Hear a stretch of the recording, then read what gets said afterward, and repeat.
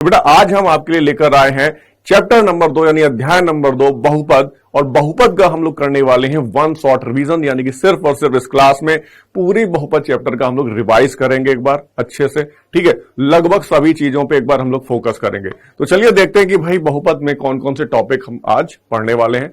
तो बहुपद में बेटा सबसे पहले बहुपद का परिचय जानेंगे, बहुपद की पहचान कैसे करनी है ये सीखेंगे। उसके बाद हम लोग बहुपद का वर्गीकरण, और बहुपद के वर्गीकरण के बाद हम बहुपद के शून्यक पे कुछ बात करेंगे। फिर बहुपद के शून्यक के बाद हम लोग बात करेंगे दो बहुत ही इंपॉर्टेंट प्रमेय जो है शेषफल प्रमेय और उस पर आधारित जो बनी है एक गुणनखंड प्रमेय।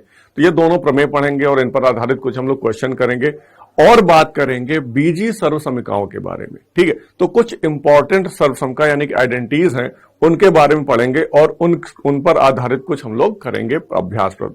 तो चलो भाई स्टार्ट करते हैं आज का एक बेहतरीन सेशन जिसमें हम एक ही लेक्चर में पूरा चैप्टर कंप्लीट करने वाले। ठीक है, तो सबसे पहले बेटा जानते हैं बहुपद के बारे में। तो बहुपद क्या होता है, आप सभी ने बेटा पढ़ रखा है कि बहुपद क्या है। चर तथा अचर गुणांक वाले वैसा व्यंजक जिसमें गणित की मूल संक्रिया बेटा क्या होती हैं, गणित की मूल संक्रिया होती हैं जोड़ घटाना गुणा भाग। ये चार संक्रियाएं होती हैं जो मूल संक्रियाएं हैं गणित की। बाकी और भी संक्रियाएं हैं लेकिन बेसिक जो संक्रियाएं हैं वो यही है। ठीक है, तो उसके चर के घात केवल धनात्मक पूर्ण संख्याओं ऐसे बहुपद कहलाते हैं। ठीक है, अब इसमें बहुपद में सबसे इंपॉर्टेंट जो बात है वो ये लिखी हुई है कि चर की जो घात है वो धनात्मक पूर्ण संख्या होनी चाहिए। यानी कि अगर ऐसी कोई संक्रिया लिखी है, जैसे कि अगर आप यहां पे देख रहे हो तो एक बहुपद का एग्जाम्पल ये है जहां पे चर की घात 1 है। यहां पे बहुपद की जो अधिकतम घात है बेटा चर की वो क्या है, यहां पे +2 है, यहां पे 1 है। ठीक है, तो इन दोनों बहुपद में आपने देखा कि दोनों में चर की जो घात है वो धनात्मक पूर्णांक यानी कि कोई पूर्ण संख्या होनी चाहिए। पूर्ण संख्या में बेटा 0 भी आता है, तो ऐसी कोई भी घात जिसमें चर की घात या तो 0 हो या 1 हो या 2 हो या 3 हो 4 हो, मतलब कुल मिलाकर पूर्ण संख्या चर की घात होनी चाहिए।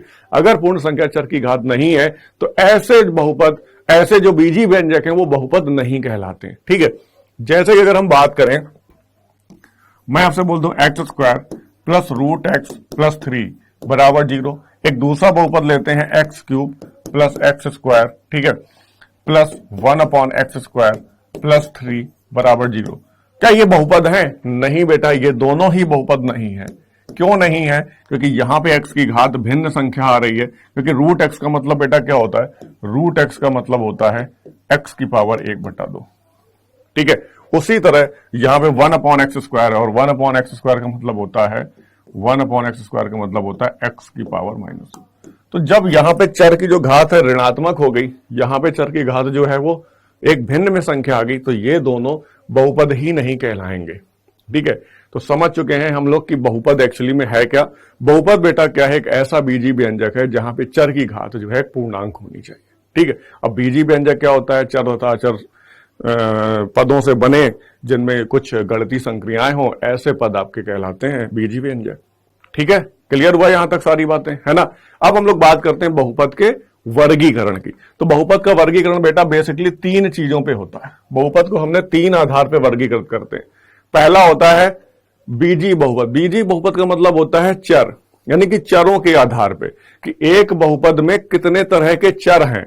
तो चरों के आधार पर बेटा हम बहुपद को डिफाइन करते हैं। तो चरों के आधार पर हो सकते हैं बेटा कौन कौन से बहुपद हो सकते हैं चरों के आधार पर, चर और अचर। अचर मतलब जिसमें चर ना हो। ठीक है, अब चर पद को हम और भी डिवाइड कर सकते हैं। यहाँ पे एक चर वाले, 2 चर वाले, आपने सुने होंगे जैसे एक चर वाले रैखिक समीकरण, 2 चर वाले रैखिक समीकरण, 2 चर वाले द्विघात समीकरण। तो चरों के आधार पर चर बेटा क्या होते हैं, उन्हें हम लोग बोलते हैं बीज भी बोलते हैं, इसीलिए इसको कहते हैं बीजीय बहुपद या चर के आधार पर बहुपद का वर्गीकरण। तो चर के आधार पर बेटा बहुपद का वर्गीकरण कर सकते हैं, जहां पे चर का मतलब जानते हैं आप लोग, एक ऐसा संख्या जो एक ऐसा मतलब सिंबल या प्रतीक जो संख्या मतलब उसका कोई एक निश्चित मान ना हो। जैसे कि हम लोग यूज करते हैं x, y, z, a, b, c, d, इनके मान अगर निश्चित नहीं है तो हम इसे कहते हैं चर। ठीक है, क्लियर। तो यहां पे हम लोग चरों के आधार पर अगर हम बात करें तो अगर कोई बहुपद जैसे लिखा हुआ है x + 5 बराबर 0, तो ये बेटा एक बहुपद है। या ऐसे लिखा हुआ है x² + 5 बराबर 0, तो ये दोनों बहुपद हैं जो ना ये एक चर वाले हैं, क्योंकि इनमें एक चर x का सिर्फ उपयोग हो रहा है। अब उसी तरह अगर हम बात कर लें बेटा, अगर कोई बहुपद इस तरह से x + y बराबर 2 या इस तरह से x² + xy बराबर 3। तो ये जो दोनों बहुपद हैं ये दो चर वाले बहुपद हैं, ठीक है, ये दो चर वाले बहुपद हैं, ठीक है। तो हमने चरों के आधार पर समझ लिया। अचर पद मतलब जिसमें चर ही ना हो, जिसमें चर ना हो, जैसे कि हमने बोल दिया 5 4 3, ये अचर बहुपद है। अगर यही अचर बहुपद का मान शून्य हो जाए तो इसे हम शून्य बहुपद भी कहते हैं, ठीक है। अगर कोई अचर बहुपद का मान जैसे 1 2 3 4 5 कुछ भी, -5/4 2/3 कुछ भी हो सकता है, ये सभी जो है अचर बहुपद हैं। लेकिन ऐसा अचर पद जिसका मान शून्य हो जाए उसे हम शून्य बहुपद कहते हैं, ठीक है। क्लियर? चलो यहां तक बात हुई, यानी कि पहला वर्गीकरण आपने पढ़ा चरों के आधार पर, और जो चर के आधार पर जो बहुपद का वर्गीकरण है वो इस तरह से हो सकता है, उसमें जितने चर उपयोग में लाए जा रहे हैं वो उसको उतने चर वाला समीकरण हम लोग बोल देते हैं, ठीक है, या बहुपद बोल देते हैं, ठीक है। आगे बात करते हैं। अब बात करते हैं बेटा घात के आधार पर। अब हम देखते हैं कि एक बहुपद में किसी बीजी व्यंजक की मैक्सिमम घात कितनी है, किसी चर की अधिकतम घात कितनी है, ठीक है। जैसे कि अगर हम बात करें तो यहां पे बेटा रैखिक बहुपद, यानी कि ऐसे बहुपद जिनकी अधिकतम घात 1 होती है, ऐसे बहुपद जिसकी अधिकतम घात 1 होती है वो हमारे कहलाते हैं रैखिक बहुपद। जैसे कि अगर हम बात करें तो x + y = 5 या 2x = 5, यहां पे जो चर आपके प्रयोग में आ रहे हैं x और y है, यहां पे दोनों की घात क्या है, 1 है, यहां पे क्या घात है, 1 है। तो ऐसे बहुपद जिनकी अधिकतम घात 1 हो कहलाते हैं आपके रैखिक बहुपद, ठीक है, रैखिक बहुपद हो गए। अब यहां पे देखो, अब अगर इनको हम और भी कह सकते हैं, ये दो चर वाला रैखिक बहुपद है और ये एक चर वाला रैखिक बहुपद है, ठीक है। तो दो तरह से हमने इसको कैटेगराइज कर दिया है। अब बात करते हैं द्विघात बहुपद, ऐसे बहुपद जिनमें x की अधिकतम घात 2 या जिनमें चर की अधिकतम घात 2 हो। जैसे कि हम बात करें x² + x + 5, ठीक है, एक ये बहुपद है। दूसरा हम बात कर दें x² + xy + 5, तो ये बेटा ये आपका जो है एक चर वाला द्विघात बहुपद है और ये दो चर वाला द्विघात बहुपद है, जहां पे चर की अधिकतम घात कितनी हो रही है, 2। यहां पे भी 2 है और यहां अगर दोनों में 1 1 है, दोनों का गुणा जब जुड़ जाएंगी घातें तो ये भी 2 है, यानी कि चरों की अधिकतम घात जो है वो 2 ही हो रही है। तो ये कहलाएगा आपका द्विघात बहुपद। सेम उसी तरह त्रिघात बहुपद होता है। जैसे कि अगर हम बात करें x³ + 5 = 0, ठीक है, x³ + 5 लिख देते हैं, यह भी बहुपद है। यह त्रिघात है जहां पे चर की अधिकतम घात 3 हो रही है। अब शून्य बहुपद आपको बता चुके हैं, ऐसा अचर बहुपद जिसमें अचर ना हो और जिसका मान शून्य। शून्य बहुपद आपका होता है शून्य, सिर्फ और सिर्फ शून्य। शून्य को हम शून्य बहुपद कह देते हैं, ठीक है, शून्य को हम शून्य बहुपद कह देते हैं, यानी कि एक ऐसा बहुपद, पहली चीज ऐसा बहुपद जिसमें चर की घात 0 हो, चर की घात 0 हो, ठीक है, क्लियर, और उसका गुणांक भी 0 हो, तो शून्य बहुपद कहलाता है। अगर सिर्फ चर की घात 0 है, गुणांक 0 नहीं है, तो वो अचर बहुपद कहलाते। एक्चुअली में शून्य बहुपद जो है ना अचर बहुपद का ही एक पार्ट है, ठीक है। ये दोनों में इसलिए आ जाता है क्योंकि यहां इसमें भी चर नहीं है और यहां पे घात 0 हो रही है, तो दोनों में आ जाता है, घात भी 0 है, चर भी नहीं है, तो ये भाई आपका क्या हो जा रहा है, आपका हो जा रहा है ये शून्य बहुपद, ठीक है। अब बात करते हैं पदों के आधार पर। पद के आधार पर मतलब क्या होता है कि वो कितने पद में बटा हुआ। तो पद के आधार पर बेटा हम लोग कैसे बात करते हैं, एक पदी, द्विपदी, त्रिपदी, ये पद क्या होते हैं। अब जैसे कि हमने यहां पे लिखा x + 5, ठीक है। अब जैसे कि हमने एक बहुपद लिखा 2x, तो इसमें देखो एक पद है ये, ठीक है, एक पद है। द्विपद कैसे, जिसमें दो पद, यानी कि दो पद कब होंगे, जैसे कि 2x + 5, इसमें दो पद है, 2x - 5, इसमें भी दो पद है, ठीक है। लेकिन अगर हम लिख देंगे 2x + 3x + 3x, अगर 2x + 3, तो ये बेटा ये द्विपद नहीं होगा। क्यों? क्योंकि ये जुड़ के फिर से 5x बना देंगे, ये 5x जो है एक पद हो जाएगा, ठीक है। तो अतः प्लस और माइनस से जब बीजी व्यंजक अलग होते हैं तो पदों में डिवाइड हो जाते हैं, ठीक है। इस तरह से ये दो पद हैं और यहां पे अगर दोनों सेम एक ही चर की घात के जो पद होंगे वो आपस में जुड़ जाते हैं तो उन्हें हम द्विपद बहुपद नहीं कह सकते। जैसे कि 2x + 3x है तो ये द्विपद बहुपद नहीं होगा, ठीक है। उसी तरह त्रिपदी बहुपद में 3 पद हो जाते हैं, जैसे कि 2x + y + 5, ठीक है, x³ + x + 2, ये सब बेटा 3 पद हैं क्योंकि इनमें 3 पद हैं, ठीक है। ये त्रिपदी आपके त्रिपदी बहुपद कहलाए जाते हैं। तो क्लियर हुआ। हमने सबसे पहले एक बार समराइज कर लेते हैं कि बहुपद को हम 3 तरह से वर्गीकृत कर सकते हैं, चरों के आधार पर, घात के आधार पर, पदों के आधार पर। चरों के आधार पर भी वही चीज है, कि चरों के आधार पर एक चर वाले, दो चर वाले, तीन चर वाले, ठीक है, और अचर पद, ठीक है। उसी तरह सिमिलरली घात के आधार पर एक घात वाले, दो घात वाले, तीन घात वाले, पदों के आधार पर भी वही है, एक पदी, द्विपदी, त्रिपदी, ठीक है। तो पद, घात और चर तीनों चीजों में आप लोग समझ गए होंगे। अगर चर एक से चरों के आधार पर बोल दें तो हम, जैसे कि अगर हम इसकी बात कर दें, ये जो है जैसे ये लिखा हुआ, अगर हम इस पर पूछे ये कितनी घात का है, तो इसमें दो मैक्सिमम घात कितनी आ रही, दो। कितने चर वाला है, इसमें देखो दो चर आ रहे हैं, एक्स और वाई, तो ये दो चर वाला द्विघात बहुपद हो गया, ठीक है।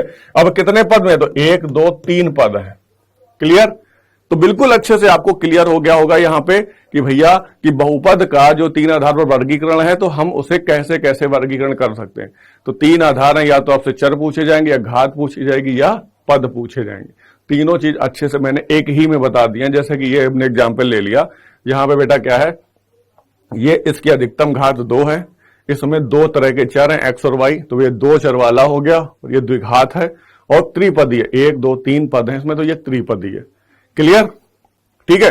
तो इस एग्जाम्पल को मैंने तीनों आधार पर मैंने आपको बता दिया। तो ये होता है हमारा किसका, बहुपद का वर्गीकरण।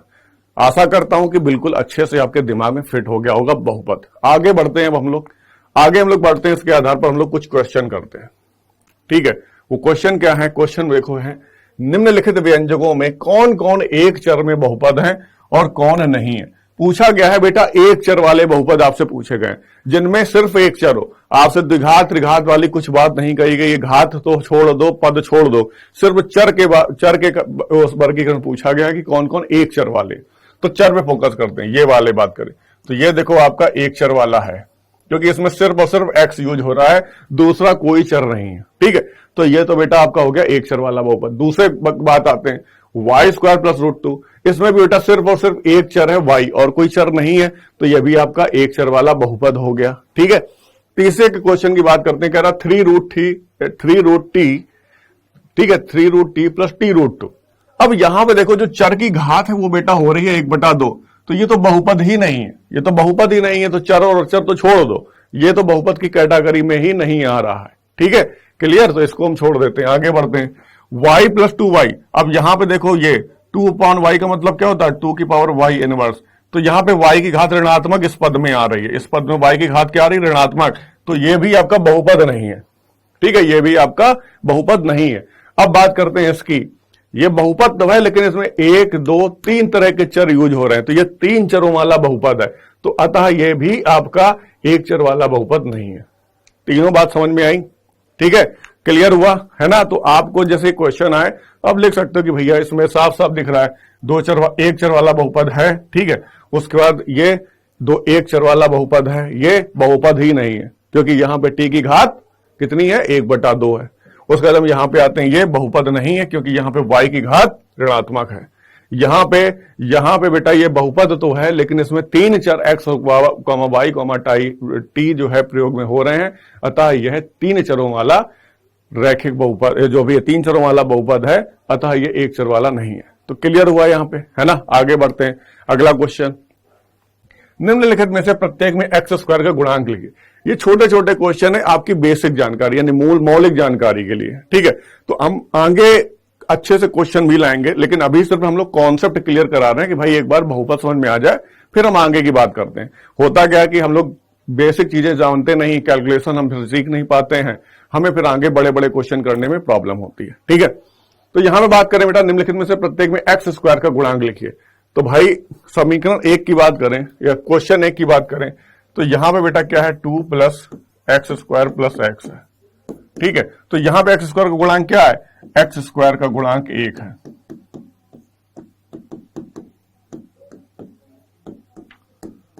ठीक है, यहां पे क्वेश्चन नंबर 2 की बात करते हैं। क्वेश्चन नंबर बेटा 2 में क्या है, 2 minus x square plus x cube.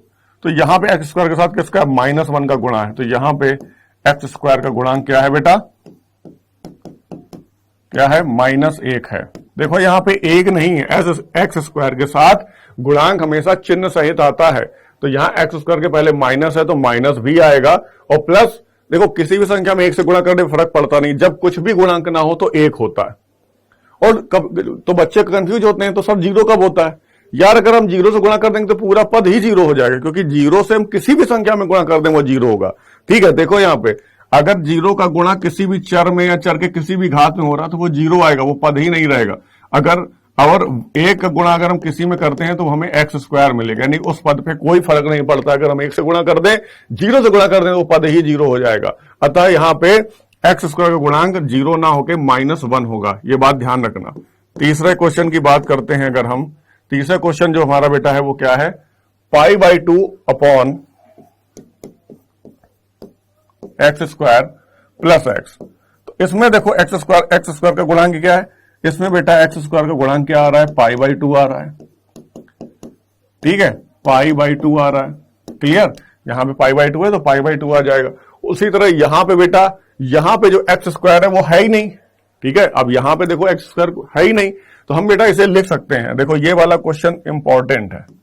ठीक है, अब बहुत से बच्चे करेंगे यार इसमें तो है नहीं, तो हम क्या करें, छोड़ के चले आएंगे। तो यहां पे है, लेकिन क्या है देखते हैं। यहां पे लिखा हुआ बेटा √x-1। अगर हम इसमें जोड़ दें 0 into x square, 0 into x square जोड़ दें तो मतलब ये तो पद जीरो है। तो लेकिन हम इस तरह, लेकिन हमें एक चीज मिल गई कि यहां पे एक्स स्क्वायर का गुणांक जीरो होगा, एक्स स्क्वायर का गुणांक जीरो होगा, यानी कि 0 होगा। ठीक है, तो याद रखना गुणांक होता है, अगर गुणांक एक्स स्क्वायर वाला पद नहीं है तो समझ जाओ वहां पे एक्स स्क्वायर का गुणांक जीरो होगा, या एक्स क्यूब अगर पद आपको चाहिए होता तो यहां पे एक्स क्यूब का भी गुणांक जीरो होगा। और जितनी भी आपको घात मिलेंगे सबके सब जीरो होंगे, क्योंकि जो जीरो नहीं है वो लिखे हैं, बाकी सब जीरो हैं। ठीक है, बाकी सभी के गुणांक जीरो हो जाएंगे। यहां तक क्लियर हुआ। ठीक है, आगे बढ़े फिर नेक्स्ट, आगे चलते हैं। कह रहे 35 घात के द्विपद और 100 घात के एक पदी का एक एक उदाहरण दो। तो उदाहरण देने में क्या दिक्कत है यार। ठीक है, ये सब एक एक नंबर के क्वेश्चन आपसे पूछे जाते हैं। तो 35 घात, तो 35 घात के द्विपद, द्विपद मतलब समझ रहे हैं कि एक ऐसा बहुपद चाहिए, एक ऐसा बहुपद चाहिए जिसकी अधिकतम घात 35 हो और वो दो पद में हो। चर नहीं बताएं तो चर तुम कुछ भी ले सकते हो, कोई दिक्कत नहीं है। ठीक है, तो ऐसे बहुत सारे उदाहरण हो सकते हैं, लेकिन एक सिंपल सा जो पूछा गया बस उतना कर दो। तो हमें क्या करना है, x की पावर 35 कर देना है, प्लस कोई भी कांस्टेंट, कोई भी अचर पद दे दो 5। तो देखो ये दो पद हो जा रहा है, या x की पावर 34 भी लिख सकते हो। ठीक है, कुछ भी लिख सकते हो, दो पद बनाने हैं, लेकिन उसकी अधिकतम घात 35 होनी चाहिए। तो सब ये आपका एक उदाहरण बन गया। और भी लिख सकते हो, जैसे ये भी लिख सकते हो, इसका आंसर ये भी हो जाएगा, x की पावर 35 प्लस x की पावर 34, ये भी इसका आंसर हो जाएगा। इसमें भी डेटा दो पद हो रहे हैं। ठीक है, क्लियर, समझ गया ना बात को।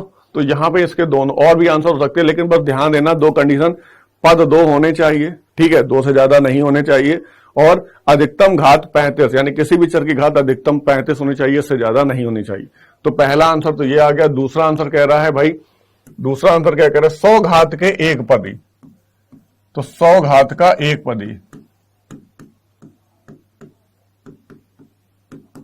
तो 100 घात का एक पदी तो बिल्कुल आसान है। सिर्फ और सिर्फ ये हो सकता है क्या, कोई भी चर की एक घात 100 कर दो, बस हो गया ये आंसर।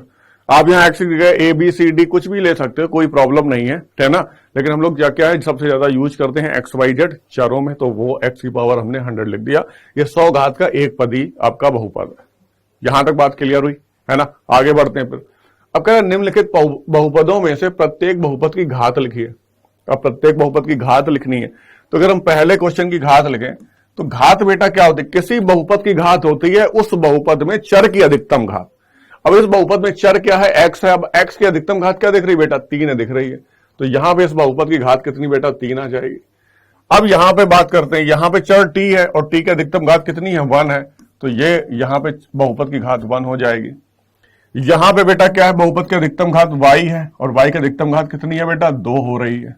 ठीक है, अब हम यहां पे बात करते हैं, यहां पे जो चर है, चर हम मान लेते हैं कि प्लस x की पावर 0 है। तो यहां पे जो घात हो, जीरो घात वाला बहुपद होगा। यानी कि अचर पद में, ये अचर पद था, 3 अचर पद होता है। अचर पद में हमेशा बहुपद की घात क्या होती है, 0 होती है। ये बात को ध्यान रखना, इसीलिए उसे शून्य बहुपद कहते हैं। क्लियर, ठीक है। अचर पद में जो घात होती है बहुपद की, वो क्या होती है, 0 होती है। क्लियर, 0 क्यों होती है, आप लोग देख रहे हो। हमने एक वो चर डाला जिसकी घात 0 कर दी, फर्क तो कुछ पड़ा नहीं क्योंकि एक्स पावर 0 होता है, तो समीकरण तो वही है, लेकिन हमें यहां से चर की घात पता चल गई जो कि 0 है आपकी। क्लियर? आगे बढ़े। अब हम बात करते हैं बेटा बहुपद के शून्यकों के बारे में बात करते हैं। बहुपद के शून्यक क्या होते हैं? अब जैसा कि हम लोग क्या करते हैं कि एक हमने बहुपद लिया, जैसे हम इस तरह से लिख सकते हैं, हमने माना एक बहुपद px बराबर है 2x + 5। ये एक बहुपद है, हमने मान लिया px बराबर 2x + 5 है। ठीक है। अब x के उस मान, x के वो मान जिससे इसका px बराबर 0 आ जाए, x के जिस मान के लिए p ऑफ x बराबर 0 हो, वह इस बहुपद का शून्यक कहलाएगा। वो इस बहुपद का शून्यक कहलाएगा। तो शून्यक क्या होता है? ये बेटा एक रैखिक बहुपद है। ठीक है। ये क्या है? एक रैखिक बहुपद। और रैखिक बहुपद का हमेशा जो आंसर होता है, मतलब जो शून्यक होता है, वो बेटा क्या होता है? अगर हम इसको शून्यक बराबर 0 करा दें, अगर हम यहां पे 0 करा दें कि 2x + 5 बराबर 0 है, तो x बराबर बेटा क्या आ जाएगा? -5/2।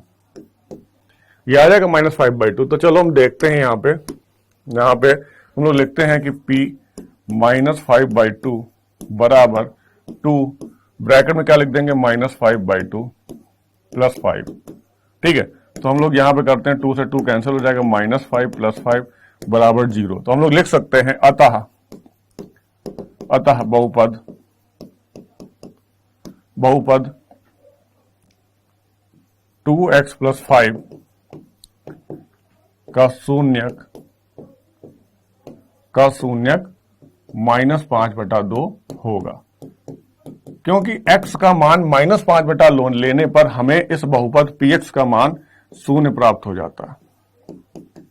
ठीक है, यही px है और ये लिखा हुआ है सेम, तो ये 0, यानी कि बहुपद में चर का वह मान जिसके रखने पर हमें वो बहुपद 0 प्राप्त हो जाए, तो वो बहुपद के शून्यक कहलाते हैं।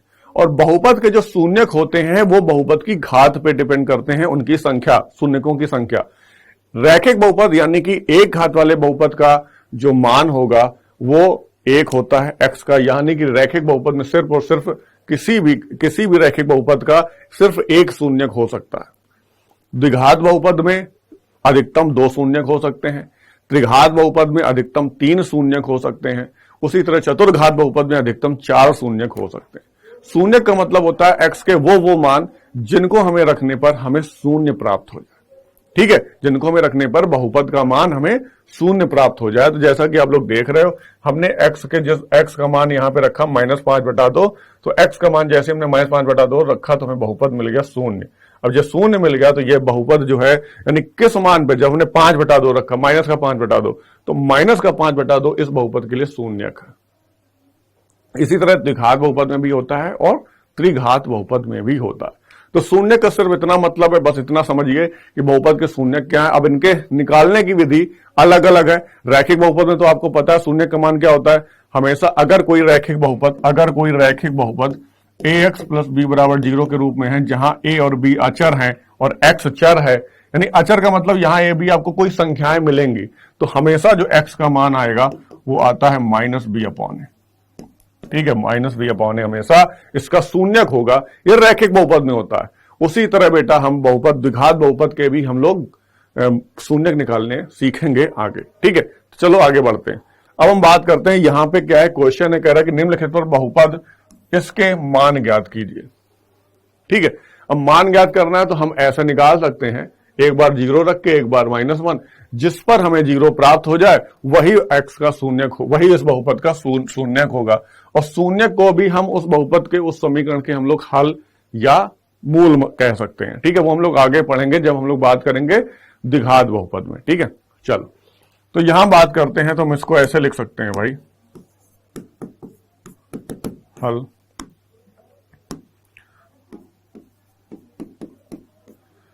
इसको हम लोग माना p ऑफ x बराबर हमें दिया गया है 5x - 4x² + 3।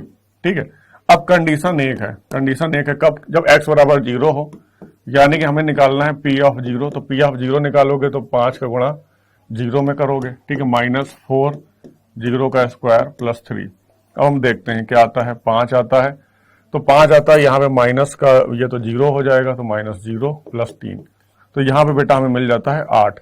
तो यहाँ पे क्या होता है कि P of zero does not equal to zero, क्योंकि ये P जीरो का मान हो गया 8। तो ये जीरो इसका शून्यक नहीं है। उसी तरफ आगे बात करते हैं, आगे हम लोग बात करते हैं दूसरे नंबर क्वेश्चन की। दूसरा नंबर क्या होता है, P -1 निकालना है।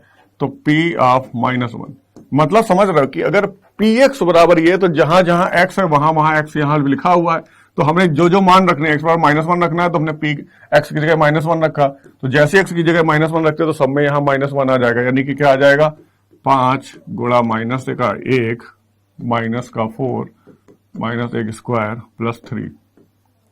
तो करेंगे यार, देखो ये आ गया -5।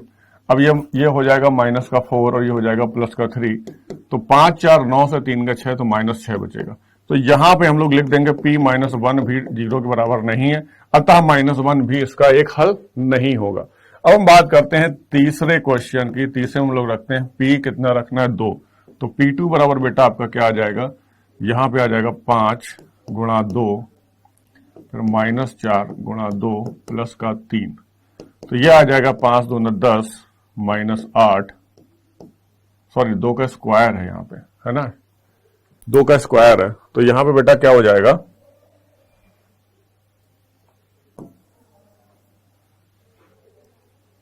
ठीक है, तो 4x स्क्वायर है, तो 4 और 2 का स्क्वायर, ठीक है, फिर क्या है प्लस का 3 है। तो ये बेटा क्या आ जाएगा, ये आ जाएगा 10। अब 2 दूना 4, 2 दूना 4, 4 को 16, 10 -16 प्लस 3। तो यहां पे बेटा आपका क्या आ जाएगा, 10 3 13 माइनस का 3 आ जाएगा, ठीक है। अब यहां पे अगर हम बात करें तो हाँ, सभी जगह वही आ रहा। तो यहां पे देखो कोई किसी में भी P2 का मान जीरो नहीं आ रहा था, P2 बराबर भी जीरो नहीं है। तो जब नहीं है तो ये कोई भी इस समीकरण के ये कोई शून्यक नहीं है, अतः इनमें से इस समीकरण का कोई शून्यक नहीं है, ठीक है। शून्यक कब होता, जब इसमें जीरो मान आ जाता। क्लियर, बात समझ में आई। काफी बच्चों को लग रहा हो कि ये सर ये नई चीज आपने कहां से लिख दी। तो बेटा हम लोग ये मान लेते हैं कि कोई बहुपद है, वो बहुपद का मान ये है। यहां पे P जो है इस पूरे समीकरण को मतलब बताया जा रहा है कि अगर कोई टर्म इस तरह से लिखा हुआ है, तो यहां पे जाकर हम PY निकालें तो PY बराबर बेटा क्या हो जाएगा, 5y - 4y स्क्वायर प्लस 3 हो जाएगा, ठीक है। तो हम इसे रिप्रेजेंट कर रहे हैं कि x का बहुपद ये है, ठीक है, इसीलिए 0 का बहुपद क्या होगा, ये हो जाएगा। उसी तरह -1 का बहुपद बेटा ये हो जाएगा। उसी तरह बेटा 2 का बहुपद ये हो जाएगा। तो यहां से हमें मान निकल रहे हैं, तो मान निकल रहे हैं, यहाँ पे -3 निकल रहा है, यहाँ पे 0 निकल रहा है, यहाँ पे 8 निकल रहा है, ठीक है। तो अच्छा, यहाँ पे शून्यक नहीं निकालने थे, मान निकालने थे, तो मान हमने निकाल दिए। यहाँ पे P बराबर बेटा 8 आ रहा है, यानी कि जब हमने x का मान 0 रखा तो P0 बराबर 8 आ रहा है, P -1 बराबर -6 आ रहा है, और P जो है 2 बराबर -3 आ रहा है। तो ये मान निकालने थे, तो हमने इन तीनों पे मान निकाल लिए। जब x बराबर 0 रखा तो हमें 8 मिल रहा है, -1 रखा तो हमें -6 मिल रहा है, 2 रखा तो हमें माइनस का 3 मिल रहा है। तो ये इसके तीनों आंसर होंगे, ठीक है। यहां पे बात ध्यान देनी है, मूल या शून्यक नहीं, यहां पे मूल या शून्यक नहीं, मान पूछे गए। तो हम x बराबर 0 पर इस बहुपद का मान क्या होगा, तो x बराबर 0 पर P0 का हमने मान निकाला, तो जो कि आएगा 8, ठीक है। लेकिन ये इनके मान निकले हैं, ये इनके शून्यक नहीं है, ठीक है, ये बात ध्यान रखना। आगे बढ़ते हैं, हम लोग बात करते हैं, सत्यापित कीजिए कि 2 और 0 बहुपद के शून्यक हैं। ये सत्यापित करना है, तो चलो सत्यापित करते हैं। हल, आगे बढ़ते हैं, ठीक है। हमने मान लेते हैं, माना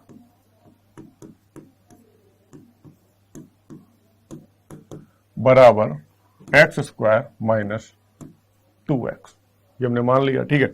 अब एक बार 2 रखने पर, यानी कि x का मान जब 2 रखे तो P2 बराबर हमें क्या मिला, 2 का स्क्वायर -2 × 2।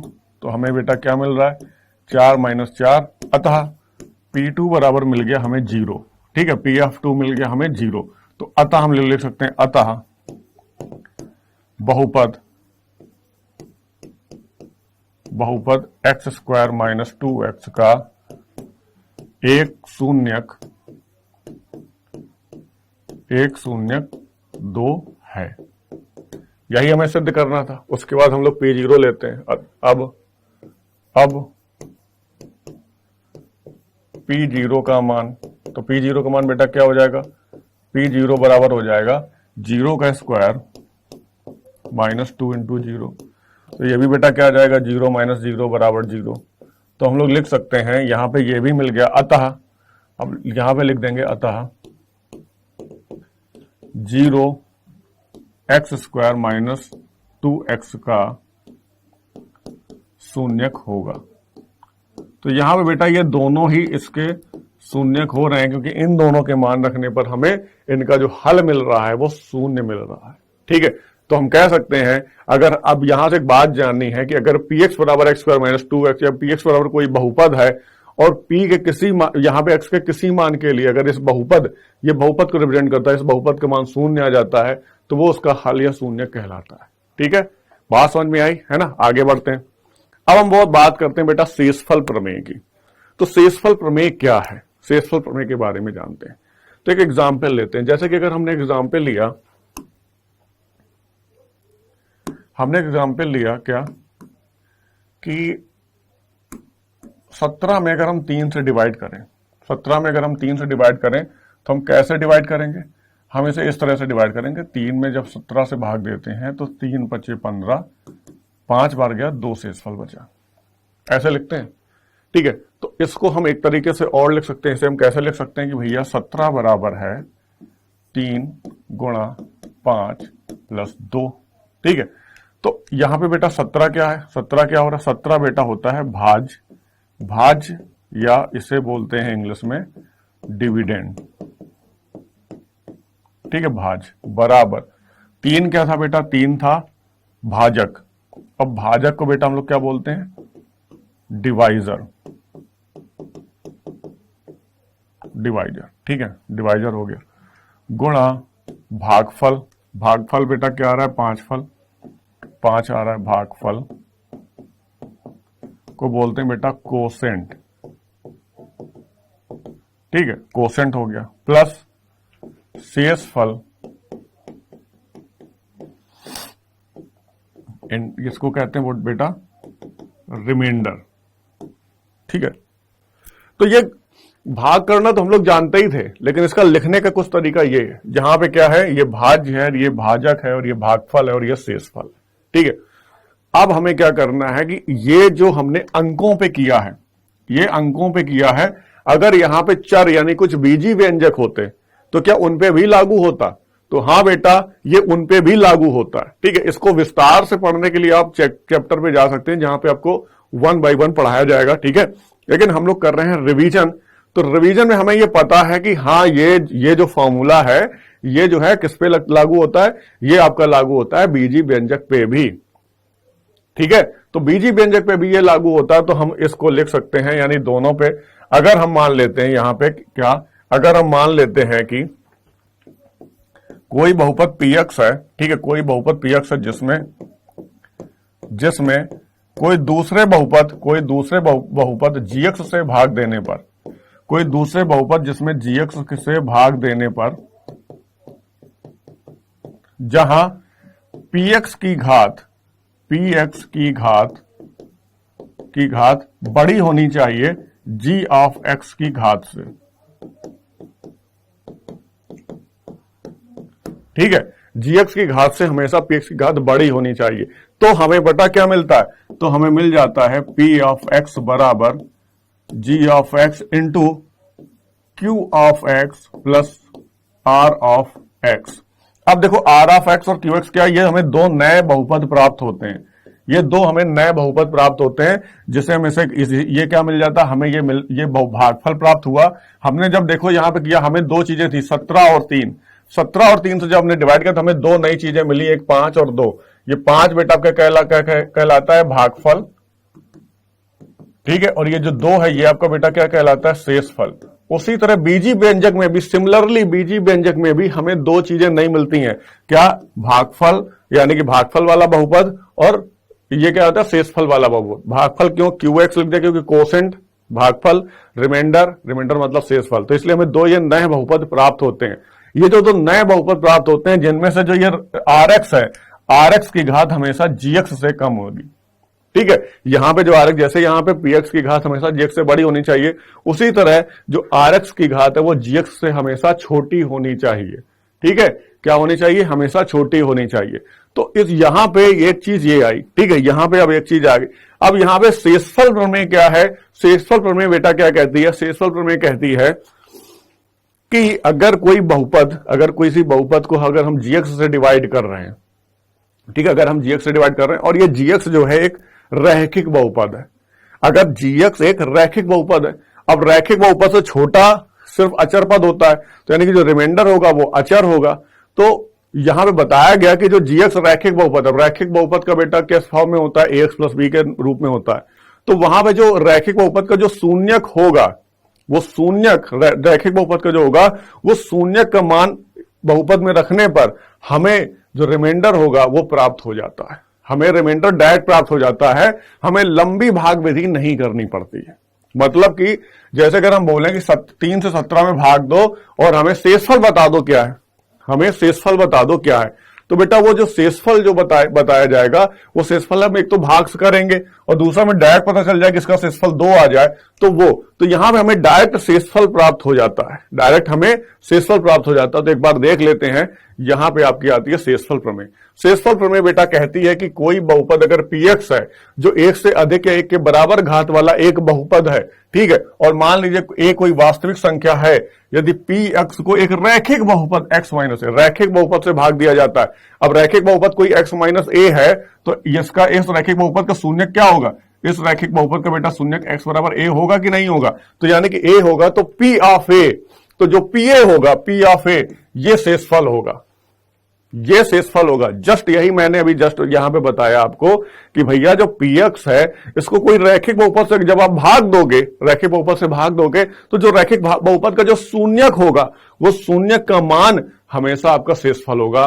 तो वही बेटा यहां पे आपको बोला गया है कि कोई भी प्रमेय जो है कि PX एक बहुपद है, उसमें हमने एक रैखिक बहुपद से भाग दिया, वो रैखिक बहुपद हमारा X माइनस A है।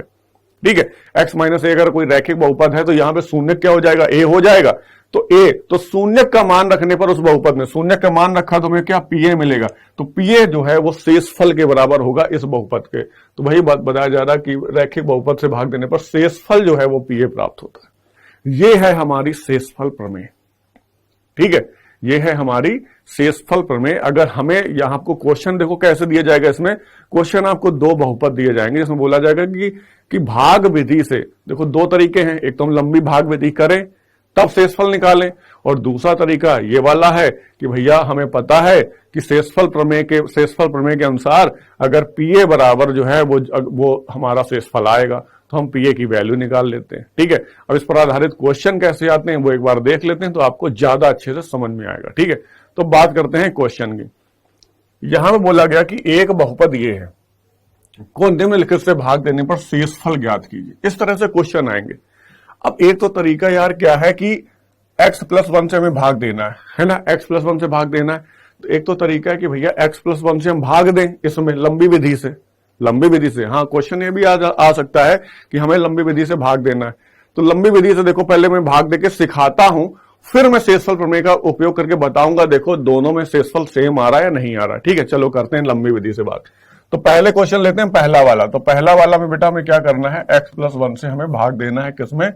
हमें भाग देना है x cube plus 3x square plus 3x plus 1, इसमें भाग देना है। ठीक है, लंबी विधि से। तो हम भाग देने का देखो तरीका क्या होता है वो सीख लो, अगर नहीं आता है तो मैं सिखा देता हूं, सीख लो। यहां पे देखो घात कितनी है? 1 है, और यहां पे कितनी घात है? 3 है।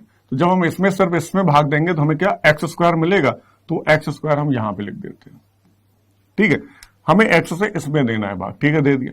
अब इस x स्क्वायर से इसमें गुणा करके लिख देते हैं, x स्क्वायर गुणा हुआ यहाँ पे x क्यूब हुआ, फिर x स्क्वायर से 1 में गुणा किया तो यहाँ पे x स्क्वायर आ गया। अब हम क्या करते हैं, इनको घटाते हैं। बिल्कुल सिमिलर वही भाग है जैसा हम लोग अंक गणित में देते थे। अंक गणित में क्या देते थे कि यहाँ पे इन दोनों का गुणनफल यहाँ लिखते थे, अब इससे हम इसको घटाते थे तो ये माइनस हो जाएगा और ये माइनस हो जाएगा, तो ये टर्म कट जाएगा। आपका क्या बचेगा, ये तो 0 हो गया, कट गया। यहाँ पे क्या बच रहा है, प्लस 3x स्क्वायर से x स्क्वायर का तो बचेगा 2x स्क्वायर प्लस का, और एक टर्म हम यहाँ पे उतार लेते। अब हमारे पास क्या बच रहा है, ये पूरा उतार लो बाकी का 3x + 1 ये बच रहा। अब पहला टर्म क्या है 2x स्क्वायर, तो x से हम 2x स्क्वायर में भाग देते, क्या मिलता है हमें 2x मिलता है, तो क्या लिख दिया यहाँ पे प्लस का 2x और प्लस का 2x से गुणा किया तो मिल जाएगा 2x स्क्वायर और प्लस का 2x इसमें गुणा किया तो 2x मिल गया। ठीक है, फिर से हम घटाते हैं माइनस माइनस। ठीक है, तो अब हमें बेटा क्या मिल जा रहा है, ये दोनों कैंसिल आउट यानी कि 0 हो जाएंगे और यहां पे बेटा 3x - 2x बचेगा, हमें x प्लस का x बचेगा और प्लस का 1 बचेगा। ठीक है, अब हम x + 1 से इसमें भाग देते हैं, एक बार हो जाएगा तो हम लिख देते हैं +1 और 1 से गुणा किया यहां पे तो हमें बेटा मिल जा रहा है x + 1। ये बेटा आपका आ गया, कैंसिल आउट हो गया ये और ये 0 आ गया। तो यहां पे हमें बेटा शेषफल क्या मिल जा रहा है, शेषफल हमें यहां पे मिल रहा है 0। ठीक है, शेषफल हमें यहां पे क्या मिल रहा है, शेषफल बेटा हमको यहां पे मिल रहा है 0। क्लियर, चलो अब हम लोग देखते हैं कि क्या वाकई में ये 0 मिलेगा। चलो ठीक है, चलो देखते हैं भाई क्या होता है आगे। यहां तक क्लियर हुआ, भाग विधि से समझ में आ गया कि हमें शेषफल 0 मिल रहा है। अब हम लोग देखते हैं क्या शेषफल प्रमेय से हमें लगाने पर शेषफल 0 मिलेगा कि नहीं मिलेगा, देखते हैं। चलो तो अब इसको हल कैसे करना है, यहां पे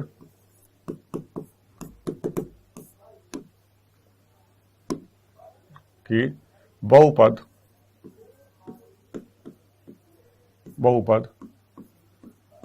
p ऑफ x बराबर x³ plus 3x square plus 3x plus 1, ठीक है, प्लस 1 में x + 1 से, ठीक है, इसको हम लोग gx आप मान लेते हैं, कुछ भी मान सकते हैं, चलो ठीक है, x + 1 से भाग देने पर, ठीक है, भाग देने पर क्या हो जाएगा, x माइनस a है तो हमें जो p ऑफ a निकालना है, भाग देने पर शेषफल प्रमेय से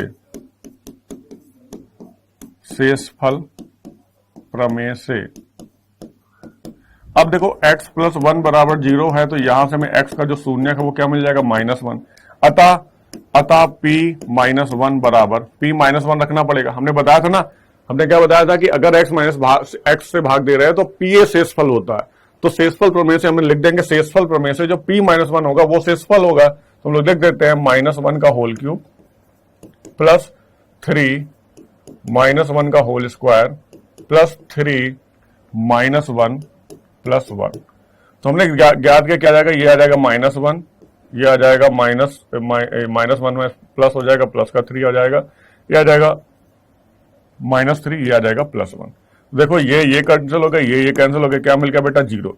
तो यहां से बेटा ये सत्यापित होता है कि जो जिस हम बहुपद से भाग दे रहे हैं, जिस रैखिक बहुपद से भाग दे रहे हैं, उसके शून्य का अगर हम बहुपद में मान रख के निकाले, यानी उसके शून्य का अगर हम मान निकाले तो हमें शेषफल ही प्राप्त होता है। तो यहां पे बेटा आ गया शेष आ गया 0, तो p - 1 0 है, अतः हम लोग लिख सकते हैं, अतः x - 1 से भाग देने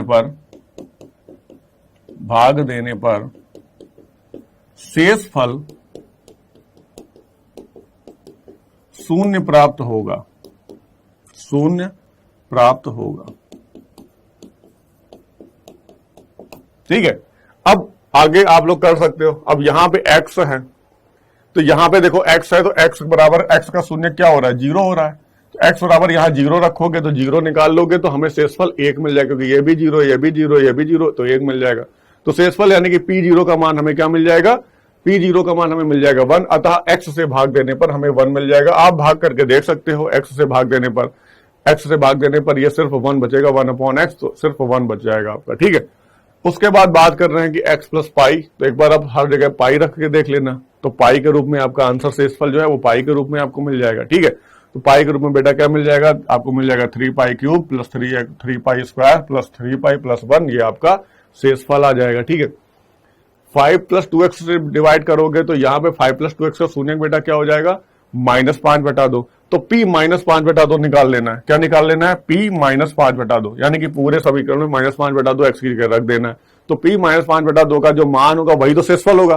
भाई शेषफल प्रमेय ने आपसे क्या कहा कि शेषफल प्रमेय ने कहा कि अगर कोई बहुपद px को कोई रैखिक बहुपद जो इस तरह लिखा हुआ x माइनस ए से भाग देने पर जो पीए प्राप्त होगा, तो जो पीए होगा वो शेषफल होगा। तो हम यहां पे लिख सकते हैं कि पीएक्स को यानी बहुपद को, यहां पे हम लोग क्या लिख सकते हैं कि बहुपद को x प्लस 1 से भाग देने पर तो जो शेषफल होगा वो p माइनस 1 होगा। तो शेषफल प्रमेय से p यहां पे लिख देते हैं p माइनस 1, शेषफल प्रमेय से p ऑफ माइनस 1 शेषफल होगा। ठीक है, तो p माइनस 1 का मान हमने निकाल लिया, तो यहां पे हमें आंसर आ गया। उसी तरह ये तीनों क्वेश्चन आपको करने हैं सिमिलरली। ठीक है, तो निकाल लोगे ना शेषफल, जैसे कि हमने बात करी, अगर 5 प्लस 2x से भाग दोगे तो px में जब 5 प्लस 2x से भाग दोगे तो हमें यहां पे क्या, जो pa का मान आ जाएगा वो क्या आ जाएगा, pa बराबर आ जाएगा -5/2। अतः p -5/2 इस बहुपद का शेषफल होगा भाग देने पर। तो p -5/2 निकाल लो आप, शेषफल हो जाएगा। तो यहां तक क्लियर हुआ। अब देखो गुणनखंड प्रमेय में क्या होता है, यहां तक क्लियर हुआ। शेषफल प्रमेय ये है। अब गुणनखंड प्रमेय में बेटा सिर्फ एक चीज जुड़ गई कि भाई शेषफल तो कुछ भी हो सकता है, लेकिन अगर शेषफल आ जाए शून्य तो वो इसका गुणनखंड कहलाता है। बस एक लाइन और जोड़ दी गई है शेषफल प्रमेय में ही। देखो शेषफल प्रमेय में शेषफल तो हमें पता है क्या होगा, रैखिक बहुपद से भाग देंगे तो हमें शेषफल देखो क्या मिलेगा, हमें पता है। ठीक है, अगर रैखिक बहुपद से भाग देने पर शेषफल 0 प्राप्त होता है तो इसका मतलब वो उसका एक गुणनखंड हो गया, यही तो बात है। तो यही गुणनखंड प्रमेय है। ठीक है, यही सेम चीज गुणनखंड प्रमेय है। शेषफल प्रमेय में अगर शेष 0 आ जाए तो वो उसका गुणनखंड कहलाता है, यही आपकी गुणनखंड प्रमेय है। तो गुणनखंड प्रमेय में बेटा यही बताया जाता है आपको कि यदि px जहां पे n इज ग्रेटर देन, यानी कि n इसका मतलब होता है कि बहुपद की घात 1 के बराबर 1 से अधिक होनी चाहिए, अचर नहीं होना चाहिए। अब 1 से कम है तो मतलब अचर पद हो गया। तो अचर बहुपद की यहां बात नहीं करी जा रही है, यहां बात करी जा रही है एक बहुपद जो कि चर बहुपद हो। ठीक है, अचर बहुपद ना हो। तो एक अचर बहुपद, जो चर बहुपद है उसकी घात हमेशा 1 से अधिक होगी। तो एक बहुपद है और a कोई वास्तविक संख्या है। ठीक है, यहां पे तो x माइनस ए px का एक गुणनखंड होता है यदि pa बराबर 0। अभी pa बराबर क्या आ रहा था, ये pa ही तो शेषफल था आपका। ये pa जब निकालते तो भाई तो शेषफल निकलता था। अब वो शेषफल अगर 0 हो जाए तो, अगर ये 0 होता है तो x माइनस ए px का गुणनखंड यानी इस बहुपद का गुणनखंड, ये रैखिक बहुपद जो है इसका गुणनखंड कहलाएगा। ये है गुणनखंड प्रमेय। समझ गए? शेषफल प्रमेय और गुणनखंड प्रमेय में सिर्फ इतना फर्क है कि शेषफल प्रमेय बताता है कि भाई pa शेषफल आता है, लेकिन अगर गुणनखंड प्रमेय में बेटा उसी में आगे क्या जोड़ दिया गया कि भाई अगर pa यानी कि pa जो है यानी शेषफल प्रमेय जो शेषफल निकला हमारा, शेषफल अगर 0 प्राप्त हो जाता है तो वो रैखिक बहुपद इस बहुपद का गुणनखंड हो जाएगा। बात समझ में आ गई? ठीक है, इस पर आधारित हम लोग कुछ क्वेश्चन कर लेते हैं। चलिए, तो बात यहां पे है कि जांच कीजिए कि 7 plus 3x cube plus 7x का एक गुणनखंड है या नहीं है। तो हम लोग लिख देते हैं यहां पे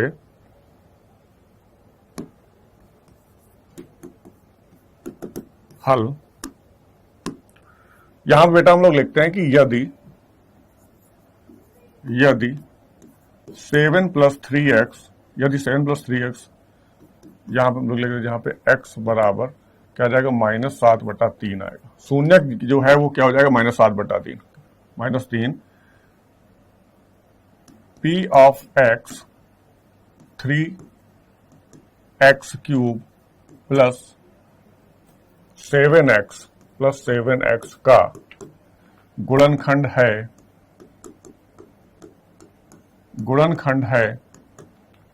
तो p ऑफ -7/3 बराबर 0 होगा या शेषफल 0 होगा। ठीक है, तो चलो निकाल के देख लेते हैं। तो हमें क्या दिया है बेटा, हमें दिया है px बराबर दिया है 3x क्यूब प्लस 7x, यही तो दिया गया है 3x क्यूब प्लस 7x। तो हम यहां पे निकाल लेते हैं भाई p -7/3 बराबर हो जाएगा 3 -7/3 का होल क्यूब प्लस 7 इंटू -7/3, ये लिख दिया हमने। गुणा कराया तो हमें क्या मिल जाता है, 3 3 9 27।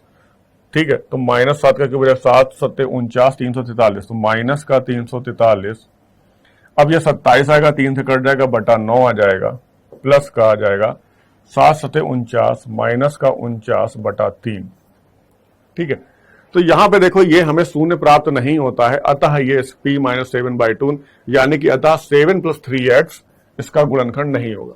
हाँ, यहां पे अगर स्क्वायर होता, यहां पे 3x स्क्वायर होता तो ये गुणनखंड जरूर होता, लेकिन यहां पे क्यूब है तो गुणनखंड नहीं है। तो हम लिख सकते हैं चूंकि p minus 7/3 does not equal to 0, अतः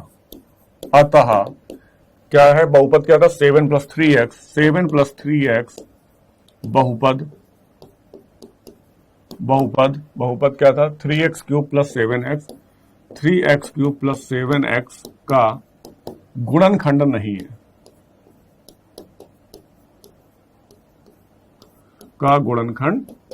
है, तो बात समझ में आई ना, बात समझ में आई। शेषफल प्रमेय और गुणनखंड प्रमेय में थोड़ा सा फर्क है। शेषफल कुछ भी हो सकता था, अभी तो कुछ भी आ रहा था, लेकिन अगर जब शेषफल यानी PA बराबर 0 आ गया तो उसी को हम लोग बोल देते हैं गुणनखंड प्रमेय, जो कि ये बताती है कि वो रैखिक बहुपद उस बहुपद का गुणनखंड होगा, यानी भाज्य बहुपद का गुणनखंड होगा भाजक। क्लियर? ठीक है। और हमें पहले ही से पता है कि कोई भी चीज अगर किसी संख्या को पूर्णतया विभाजित करती है तो उसका गुणनखंड होता है। अर्थमेटिक अंगणित में भी आपने यही पढ़ा है, अगर 15 3 को पूर्णतया विभाजित करे तो 15 3 का गुणनखंड हुआ। ठीक है, सिमिलरली वही गुणनखंड प्रमेय सिर्फ बीजीय व्यंजकों के लिए बता दिया गया। क्लियर? अगर कोई रैखिक बहुपद भाग देता है तो उस रैखिक बहुपद का अगर शून्य का मान रखने पर जो हमें मान प्राप्त होता है वो शेषफल होता है। अगर वो शेषफल शून्य हो जाए तो वो उसका गुणनखंड होता है। ठीक है, क्लियर? आगे बढ़ते हैं। बताइए कि निम्नलिखित बहुपदों में से किस बहुपद का एक गुणनखंड x+1 है। ठीक है, किस गुणनखंड का x+1 है, तो हम लोग लिख देते हैं कि यदि x+1 बहुपद x³ + x² + x+1 का गुणनखंड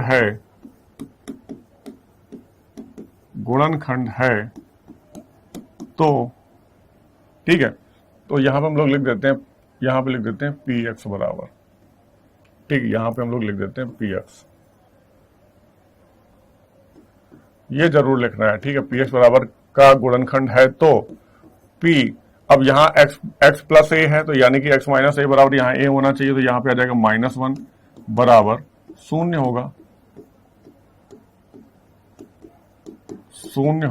ठीक है, तो 0 होगा तो हम लोग मान निकालते हैं p -1 बराबर, यहां पे क्या आ जाएगा, ठीक है, एक लाइन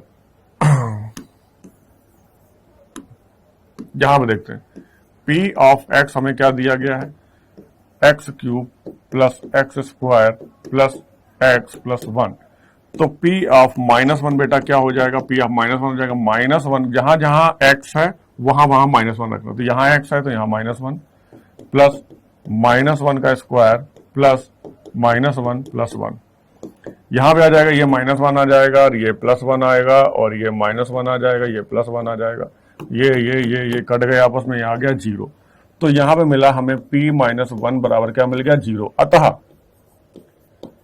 अतः x+1 जो भी है x+1 बहुपद x³ + x² + x+1 का गुणनखंड है। यहां लिख देना कैसे है, गुणनखंड प्रमेय से, ब्रैकेट में लिख देना गुणनखंड प्रमेय से। ठीक है, उसी तरह सिमिलरली हम लोग यहां भी वही करते हैं। अब ये क्वेश्चन मैंने कर दिया है, ये क्वेश्चन आप लोग कर लो, चेक करो भाई, चेक करो कि क्या यहां पे p -1 का मान 0 है या नहीं है। अगर 0 है तो गुणनखंड प्रमेय से ये आपका गुणनखंड होगा, अदरवाइज ये गुणनखंड नहीं होगा। क्लियर? गुणनखंड प्रमेय समझ में आ गई ना? क्या कहती है? कहती है कि भाई अगर कोई रैखिक बहुपद से किसी बहुपद को भाग दें जिसका जो रैखिक बहुपद ना हो, ठीक है, या जिसकी घात जो है 1 से अधिक हो, ठीक है, तो वो रैखिक बहुपद नहीं होगा। अगर घात 1 से अधिक होगी वो द्विघात होगा, त्रिघात होगा, चतुर्घात होगा।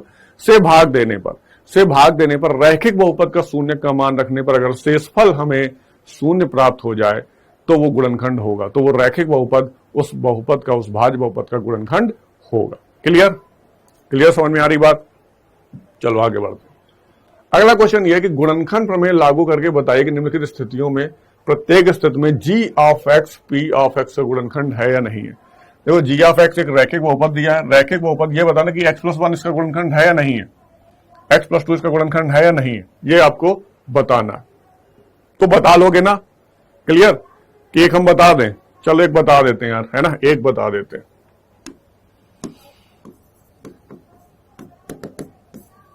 हल यहां पे बताना है गुणनखंड, चलो देखते हैं कि यदि यहां पे लिखते हैं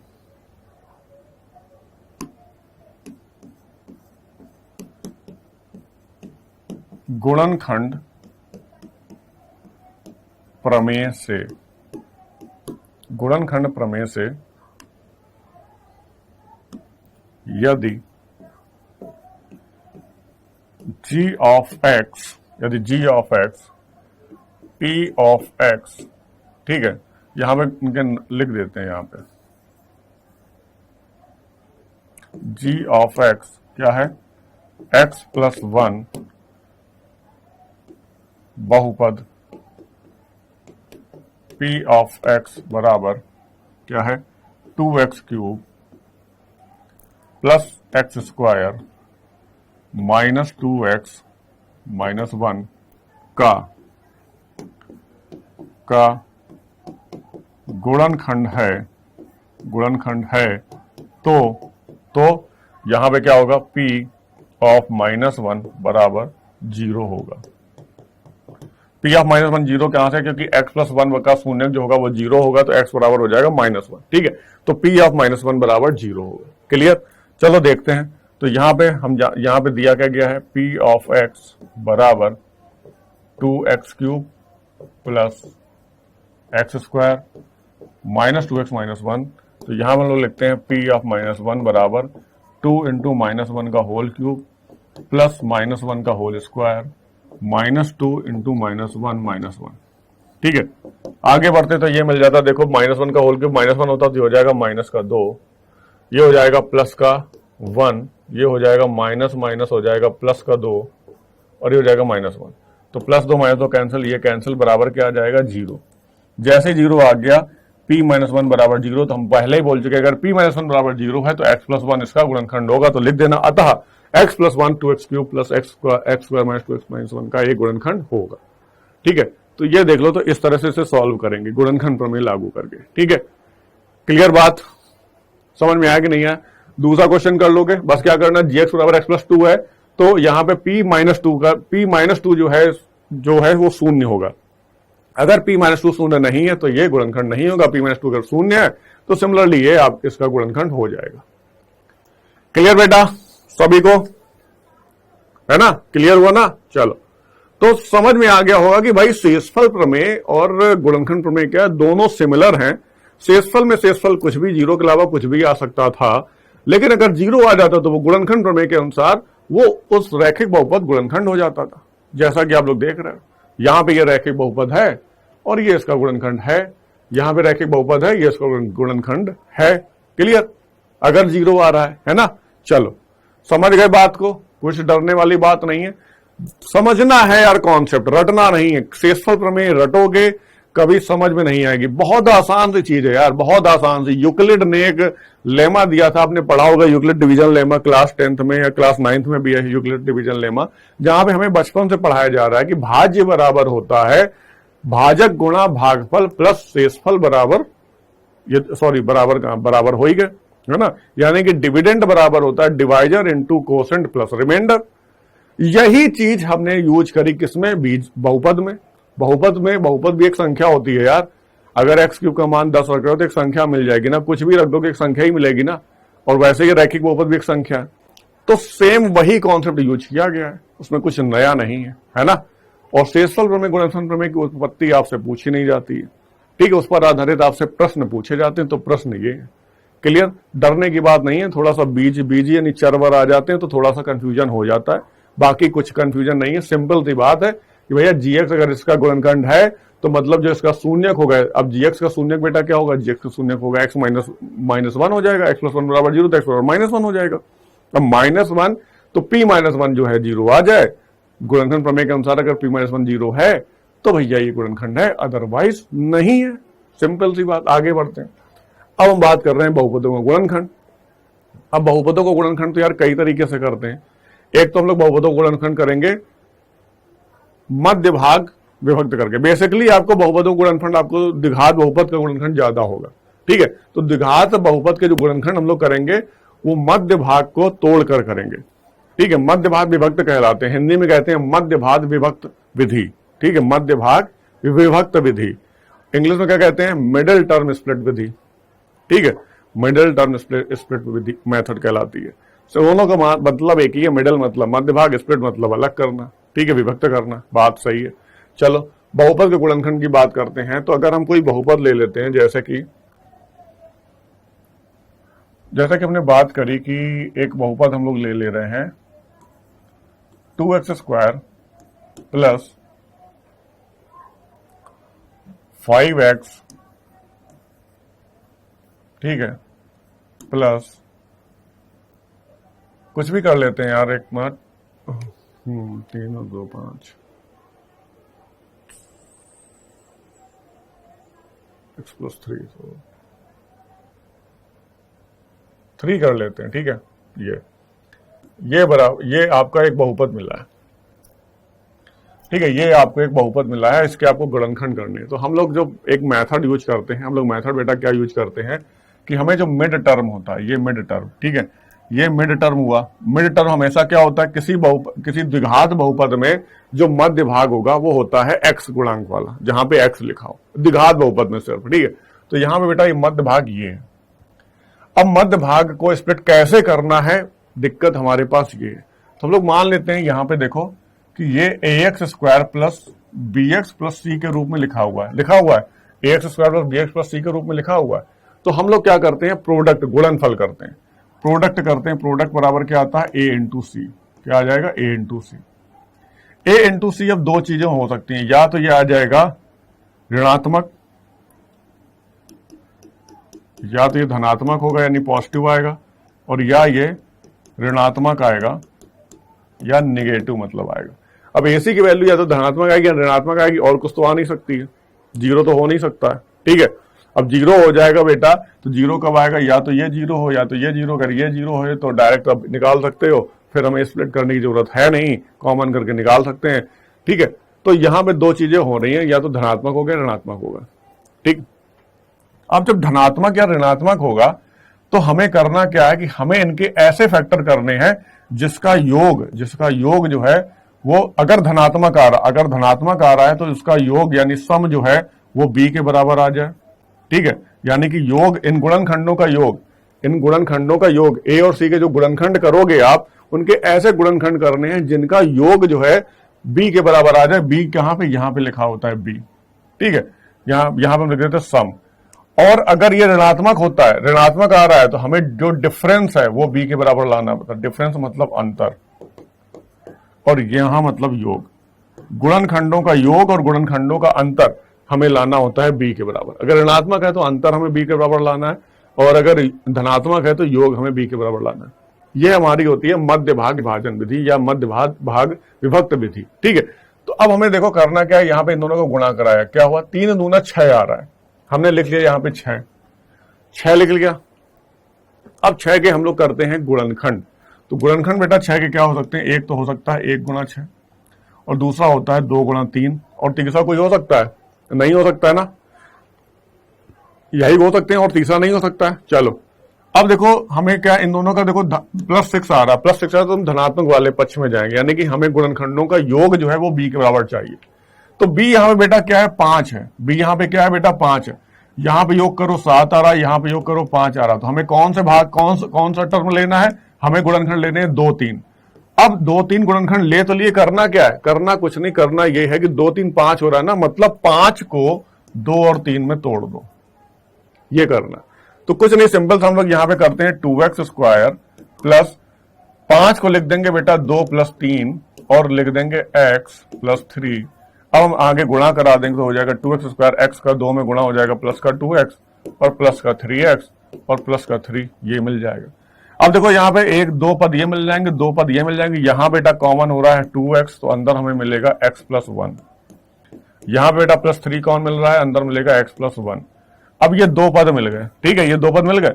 इन दोनों पदों में x प्लस 1 कॉमन मिल रहा है, तो x प्लस 1 बेटा कॉमन अगर हम निकाल लें तो इसमें मिलेगा 2x और इसमें मिलेगा प्लस का 3। तो ये देखो इस तरह से हो जाते हैं, इस तरह से इसके हो जाते हैं गुणनखंड। ठीक है, इस तरह से हो जाते हैं गुणनखंड। अब बात करते हैं, ये तो हो गया द्विघात गुणनखंड। तो हम लोग द्विघात, जब भी गुणनखंड द्विघात के पूछे जाएंगे हमें यही मेथड अपनाना है। लेकिन अगर त्रिघात आ जाता है तो त्रिघात में बेटा हम क्या करते हैं, त्रिघात में क्या करते हैं, हमें गुणनखंड, जहां पे जो इन दोनों का जो गुणनखंड होगा, ठीक है, ये हमेशा गुणनखंड होता है, यहां पे जो संख्या दी जाएगी। ठीक है, तो यहां पे जो संख्या दी जाएगी ABC होती है। देखो त्रिघात की अगर हम बात करें तो त्रिघात का कुछ इस तरह से सूत्र होता है। त्रिघात का सूत्र होता है x cube minus alpha plus beta plus gamma, ठीक है, एक्स स्क्वायर, उसके बाद होता है प्लस, उसके बाद बेटा प्लस आता है, प्लस में आता है alpha beta plus beta gamma plus gamma alpha, और यहां पे आता है एक्स, उसके बाद आता है माइनस का अल्फा बीटा गामा। जहां पे अल्फा बीटा गामा जो है किसी त्रिघात बहुपद के, किसी त्रिघात बहुपद के शून्यक होते हैं। ये शून्य की बात चलो बात की बात है, अभी हम नहीं करते हैं, लेकिन इस तरह से फॉर्मेट में तो हम कोई भी हमें त्रिघात बहुपद मिलेगा तो हमें उसे इस फॉर्मेट में लिख देना है। उसके बाद ये जो अल्फा बीटा गामा है इनके क्रम में तोड़ लेते हैं, यानी कि अल्फा बीटा गामा हमेशा इसके गुणनखंड होंगे। अगर इसके गुणनखंड करेंगे तो वो अल्फा बीटा गामा के रूप में कुछ भी हो सकता है। ठीक है, क्लियर। तो अब हम उनसे क्या गुणनखंड प्रमेय लगाते हुए, गुणनखंड प्रमेय लगाते हुए हम उसमें वेरीफाई करते हैं कि इनमें से कौन से गुणनखंड से 0 आ रहा है। जिससे 0 आ जाएगा वो हमें एक उसका रैखिक बहुपद का गुणनखंड मिल जाएगा। अब उस गुणनखंड से फिर हम इसे भाग देते हैं त्रिघात बहुपद में, तो हमें मिलता है द्विघात बहुपद, और फिर द्विघात बहुपद के गुणनखंड हम फिर इस तरह से करते हैं। तो कुल मिला के पहले, सबसे पहले वो बात की बातें, पहले आप बताओ ये सीखे कि नहीं सीखे। ठीक है, ये सीख गए हो कि नहीं सीख गए हो भाई, सीख गए हो। चलो एक माइनस वाला और कर लेते हैं ना, एक माइनस वाला और कर लेंगे तो ज्यादा क्लियर हो जाएगा, है ना। चलो एक माइनस वाला कर लेते हैं। आओ माइनस वाले में देखो क्या लिखते हैं, एक समीकरण हमें मिल जाएगा द्विघात, वो मिल जाएगा एक्स स्क्वायर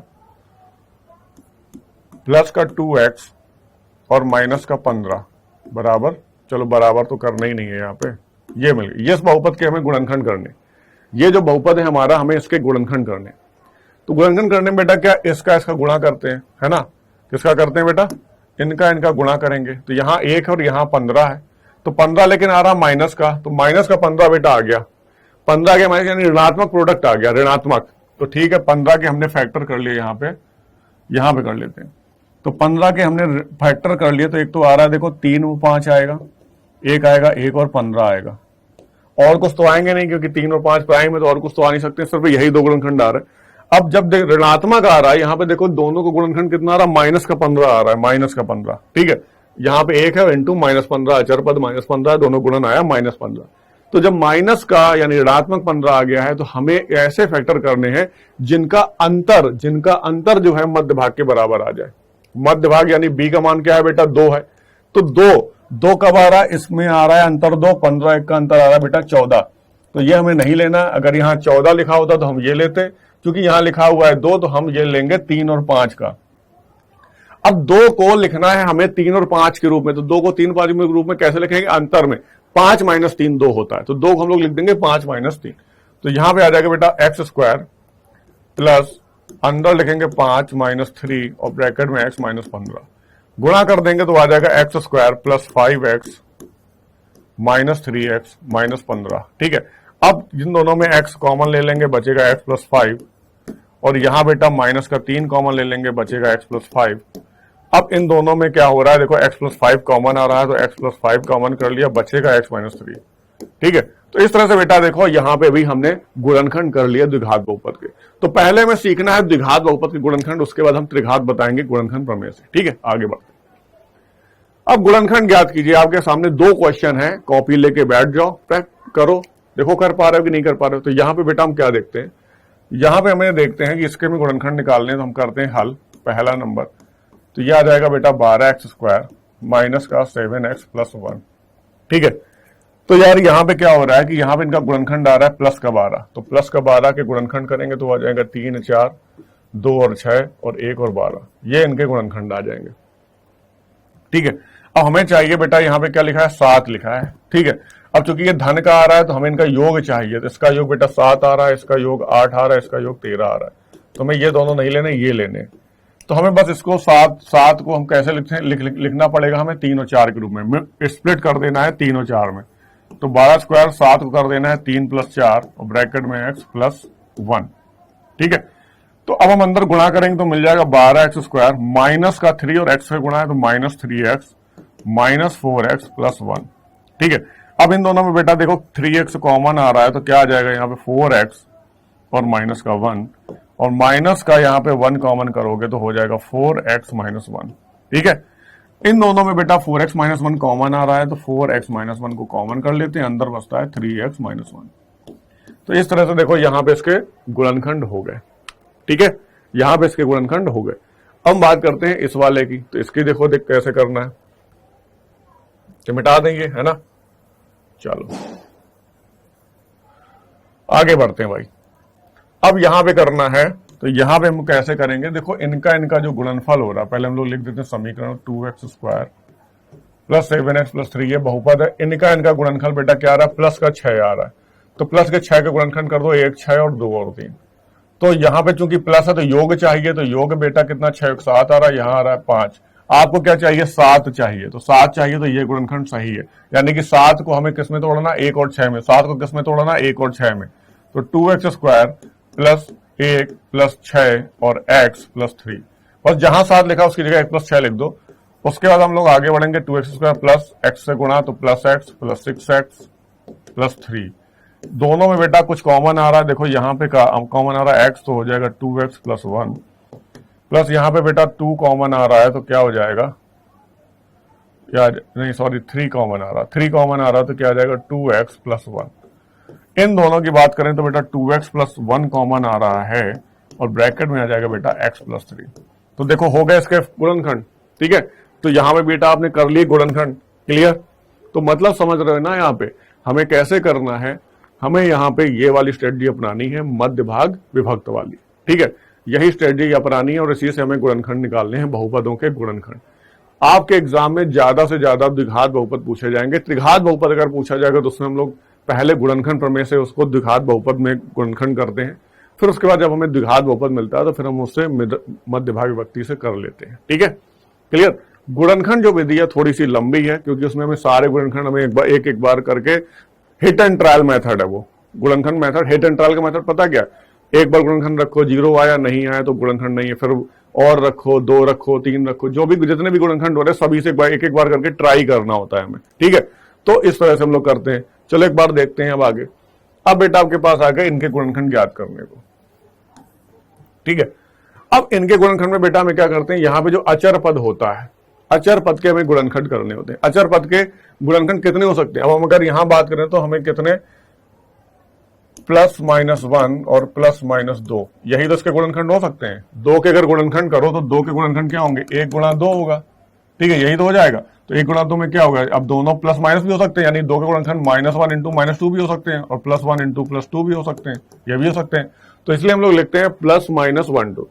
तो अब हमें क्या करना है कि हमें यहाँ पे अगर ये बहुपद, चलो एक बार देख लेते हैं यहाँ पे बहुपद की, यहां पे देखते हैं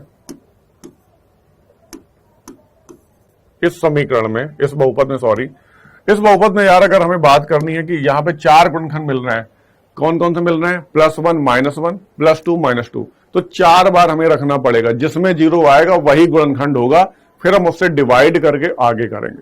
तो यानी कि इसके जो कुल, यानी कि इस समीकरण के जो कुल गुणनखंड हो सकते हैं, कुल गुणनखंड हो सकते हैं, वो उनमें जो x के जो मूल आएंगे इन 4 में से, त्रिघात है तो इन 4 में से कोई 3 होंगे। तो हम लोग चेक करते हैं कौन कौन से 3 शून्यक हैं, जो 3 शून्यक मिल जाएंगे वही इनके गुणनखंड होंगे, ठीक है। तो ये 4 गुणनखंड में से हमें कोई 3 यहां पे ढूंढने हैं। चलो देखते हैं कौन से। तो सबसे पहले बात है कि x = 1 लेने पर, x = 1 लेने पर क्या x - 1 एक गुणनखंड होगा, गुणनखंड होगा यदि P(1) = 0, ठीक है। चलो लिखते हैं भाई। तो यहां पे बेटा क्या है, px बराबर आपका ये है x cube minus 2x² minus x plus 2। तो हम लोग रखते हैं बेटा, सबसे पहले क्या रखते हैं P1। तो P1 बराबर देखते हैं, तो P1 बराबर देखा 1 का क्यूब माइनस 2 1 का स्क्वायर माइनस 1 प्लस 2, ये आ गया। तो आगे बढ़ते हैं बेटा, तो 1 का क्यूब 1 आ जाएगा, माइनस का ये 2 आ जाएगा, फिर माइनस का 1 आ जाएगा, प्लस का 2 आ जाएगा। तो 2 2 1 1 कैंसिल, 0 हो गया। हम लोग लिख सकते हैं अतः चूंकि P1 बराबर 0 है, P1 बराबर 0 है, इसलिए x plus 1, sorry x minus 1 होगा यहां पे।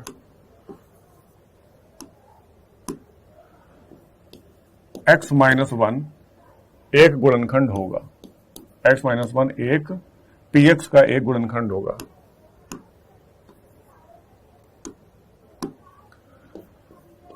px का एक गुणनखंड होगा।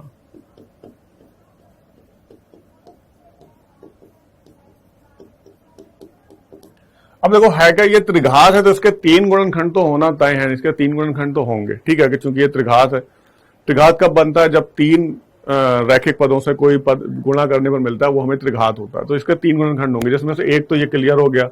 दूसरे की बात करते हैं, अब क्या करते हैं, x बराबर -1 लेने पर, ठीक है, तो p ऑफ -1 बराबर बेटा क्या हो जाएगा, p ऑफ -1 हो जाएगा, यानी कि -1 का होल क्यूब, ठीक है, उसके बाद माइनस का 2 और -1 का स्क्वायर, फिर माइनस इंटू -1, फिर प्लस का 2। चलो ये देखते हैं, -1 का क्यूब आ जाएगा माइनस का 1, ये -1 का स्क्वायर, ये आ जाएगा माइनस का 2, ये आ जाएगा प्लस का 1 और ये आ जाएगा प्लस का 2। तो 2 2 कैंसिल, 1 1 कैंसिल, ये भी आ गया 0। तो चूंकि p -1 बराबर 0 आ रहा है, अतः x प्लस 1 px का एक गुणनखंड होगा।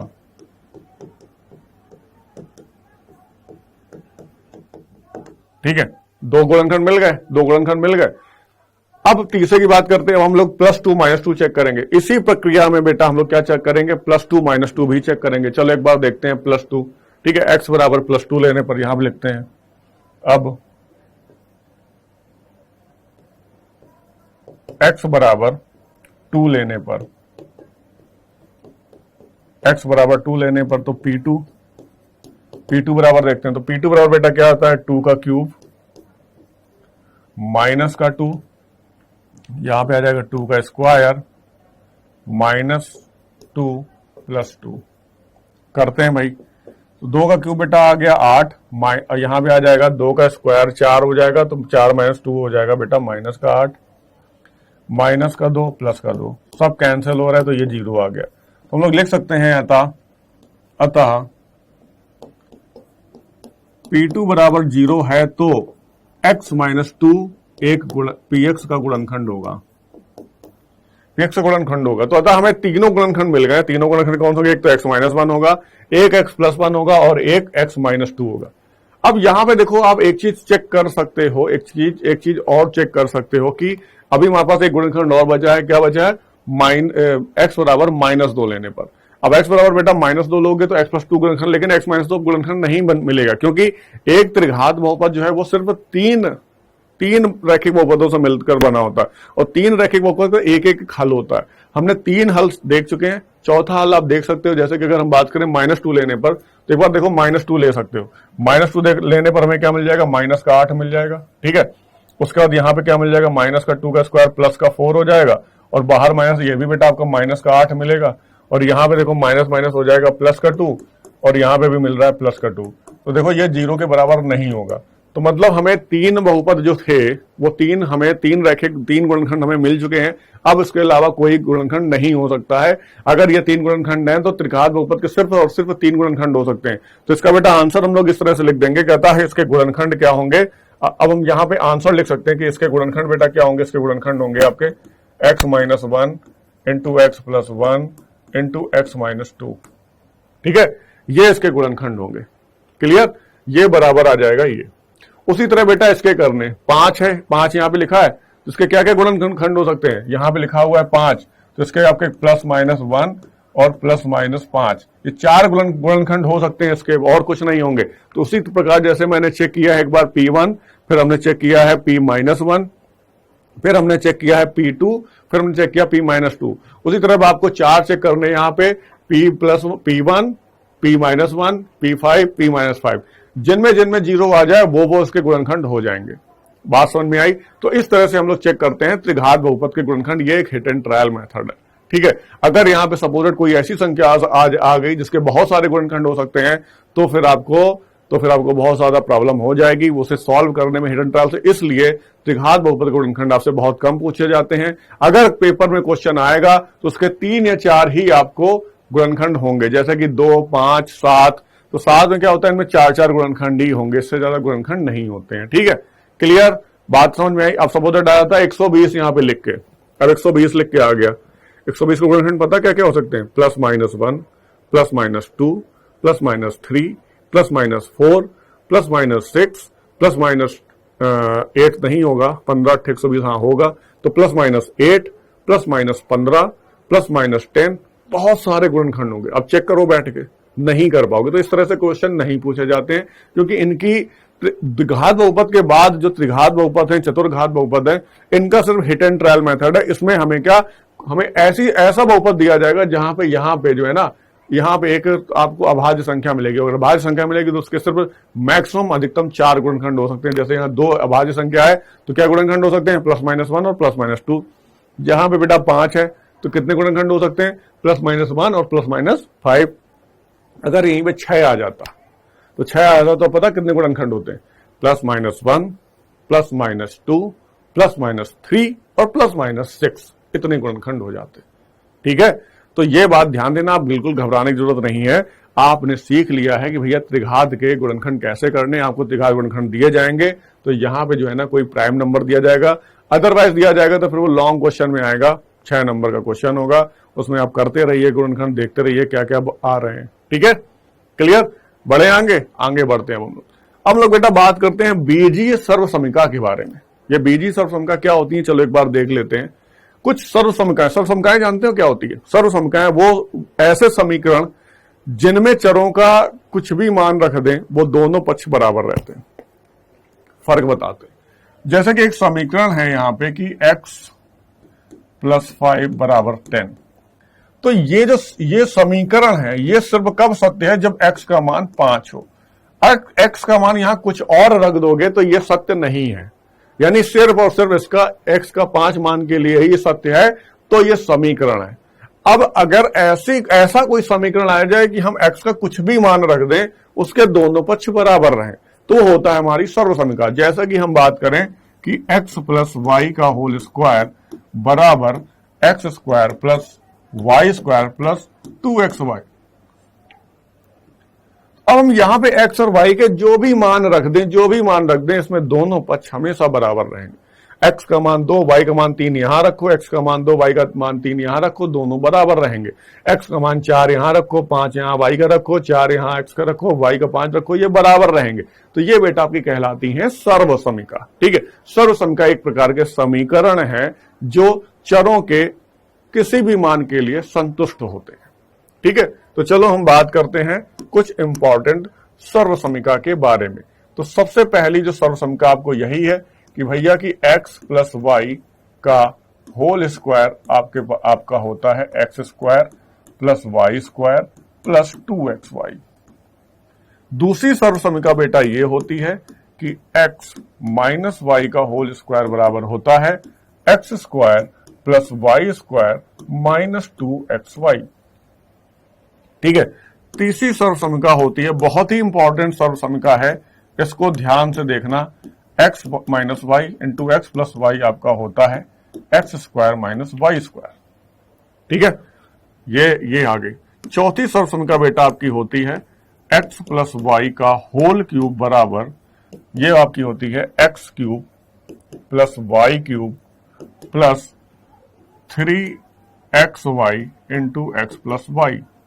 या हम इसे इस तरह से भी लिख सकते हैं x³ + y³ plus 3x² plus 3xy²। देखो अगर हमने इसमें गुणा करा दिया, 3xy का x में गुणा हुआ, 3x² और ये, इसको हम लोग बेटा एक तरीके से और लिख सकते हैं। इसके हम लिख सकते हैं, इसको जो लिख सकते हैं हम लोग क्या, अच्छा हाँ, इसे तो सिर्फ दो ही तरीके से लिख सकते हैं, ठीक है। वो तीसरी सर्वसम है, वो उसके बारे में भी बात करेंगे, ठीक है। Clear clear. चलो उसके बाद जो अगली सर्वसम है पांचवी, वो क्या है, x माइनस वाई का whole cube.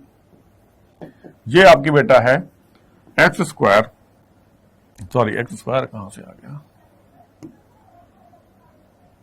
x³ minus y³ minus 3xy bracket में x माइनस वाई, जिसको हम लोग लिख सकते हैं x³ माइनस y³ माइनस का गुणा होगा minus 3xy² plus minus plus 3, sorry यहां पे गड़बड़ हो रही है,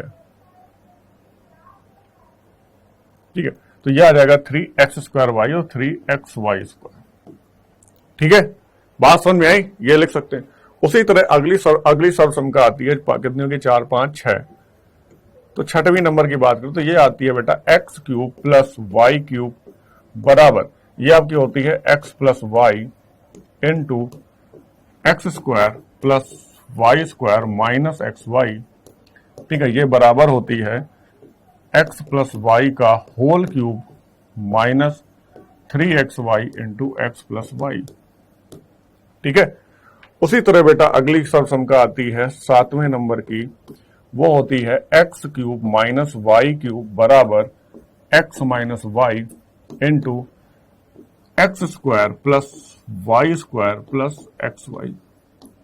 ये बराबर होती है x माइनस वाई का whole cube plus 3xy bracket में x प्लस वाई, ठीक है।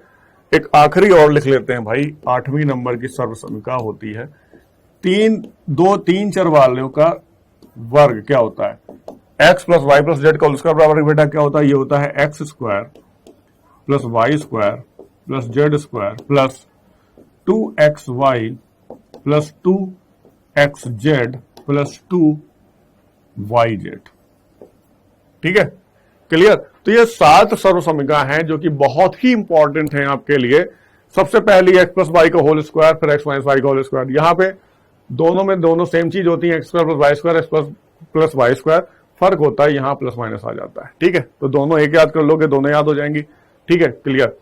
अब होता है उसके बाद, ये बहुत ही इंपॉर्टेंट है, सबसे ज्यादा क्वेश्चन आपको इसी से पूछे जाएंगे। ये आपका आ जाएगा x² माइनस y²। उसके बाद ये दोनों क्यूब की आती हैं, ठीक है। ये क्यूब की बनी है x प्लस वाई का whole cube, x³ y³ plus 3xy into x plus Y, ये होता है, ठीक है।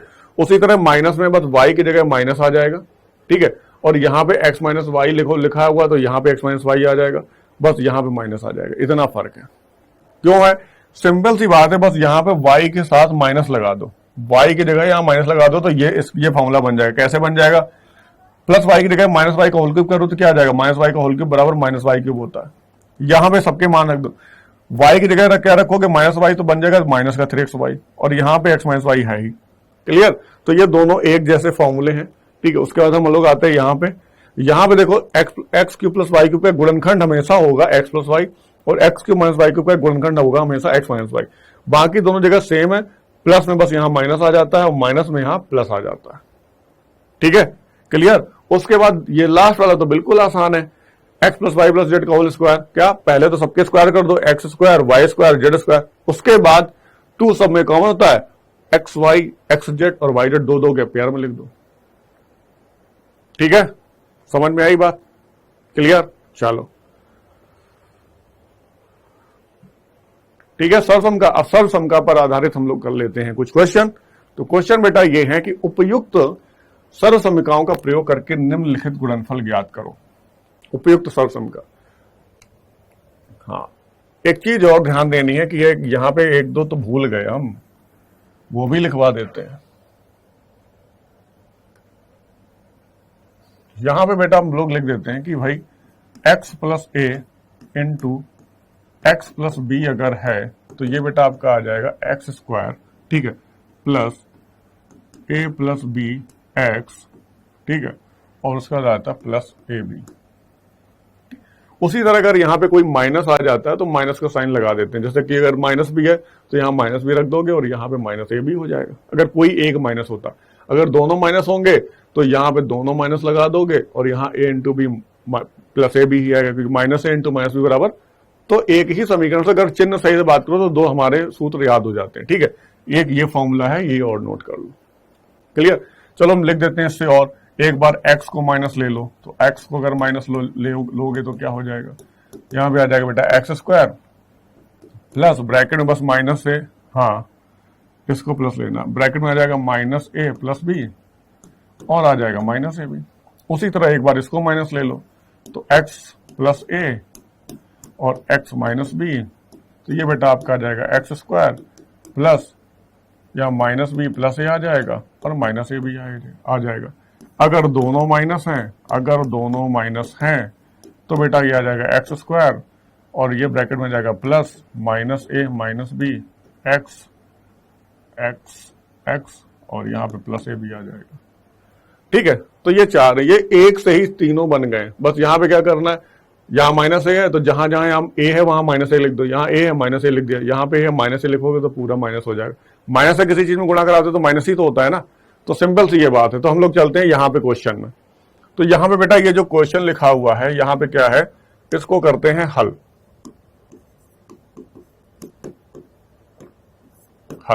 क्वेश्चन नंबर 1 क्वेश्चन है x plus 4 into X plus 10। तो यहां पे इसका आंसर आ जाएगा, यहां पे लग जाएगा हम जानते हैं कि x प्लस ए, ये x प्लस ए के फॉर्म में है और ये x प्लस बी है, बराबर होता है X square plus A plus B of X plus A B, ठीक है। अतः x plus 4 into X plus 10 बराबर हो जाएगा X square plus A plus B 10 4 14 14x plus 10 चौको 40। तो आपका क्या आंसर आ जाएगा बेटा, x square plus 14x plus 40, ठीक है। उसी तरह अगर हम इसकी बात करें तो इसका आंसर बेटा क्या, इसका हम डायरेक्ट आंसर लिख दे रहे हैं। लिखने का तरीका ये है ना, हम जानते हैं कि कौन सी सर्वसम का यूज हो रही है और ये उसी तरह बेटा हम यहां पे भी करेंगे। यहां पे हमें क्या करना है, सर्वसम का बेटा सब में यही लिखोगे, कोई दिक्कत नहीं है, माइनस वाला जरूरी नहीं है, यही सर्वसम का आपको लिख देनी है। तो यहां पे अगर लिखोगे तो क्या हो जाएगा, यहाँ पे a का मान 8 आ रहा है, जहां पे हम लोग लिख देते हैं a बराबर 8 और b बराबर -10 आ रहा है। तो हम लोग क्या लिखेंगे, सबसे पहले एक्स स्क्वायर फिर प्लस, ठीक है, 8 माइनस 10 लिख दोगे x और माइनस हो जाएगा 80 का। तो यहाँ पे क्या आ जाएगा, X square minus 2x minus 80 आ जाएगा इसका आंसर, ठीक है। इसका आंसर आ गया। उसी तरह बेटा इसका कर लोगे, यहाँ पे x की जगह 3x है तो 3x का होल स्क्वायर हो जाएगा, ठीक है। तो यहाँ पे थोड़ा सा प्रॉब्लम आ सकता है, यहाँ पे बस x की जगह 3x यूज करना है, x की जगह 3x यूज करना है। तो हमें क्या पता है, हमें पता है कि एक्स स्क्वायर होता है प्लस का a प्लस बी एक्स होता है और प्लस ए बी होता है, ठीक है। ये होता है जहां पे, यहां पे लिख सकते हैं x बराबर 3x है और a बराबर 4 है और b बराबर -5 है, ठीक है। यहां पे लिख दिया।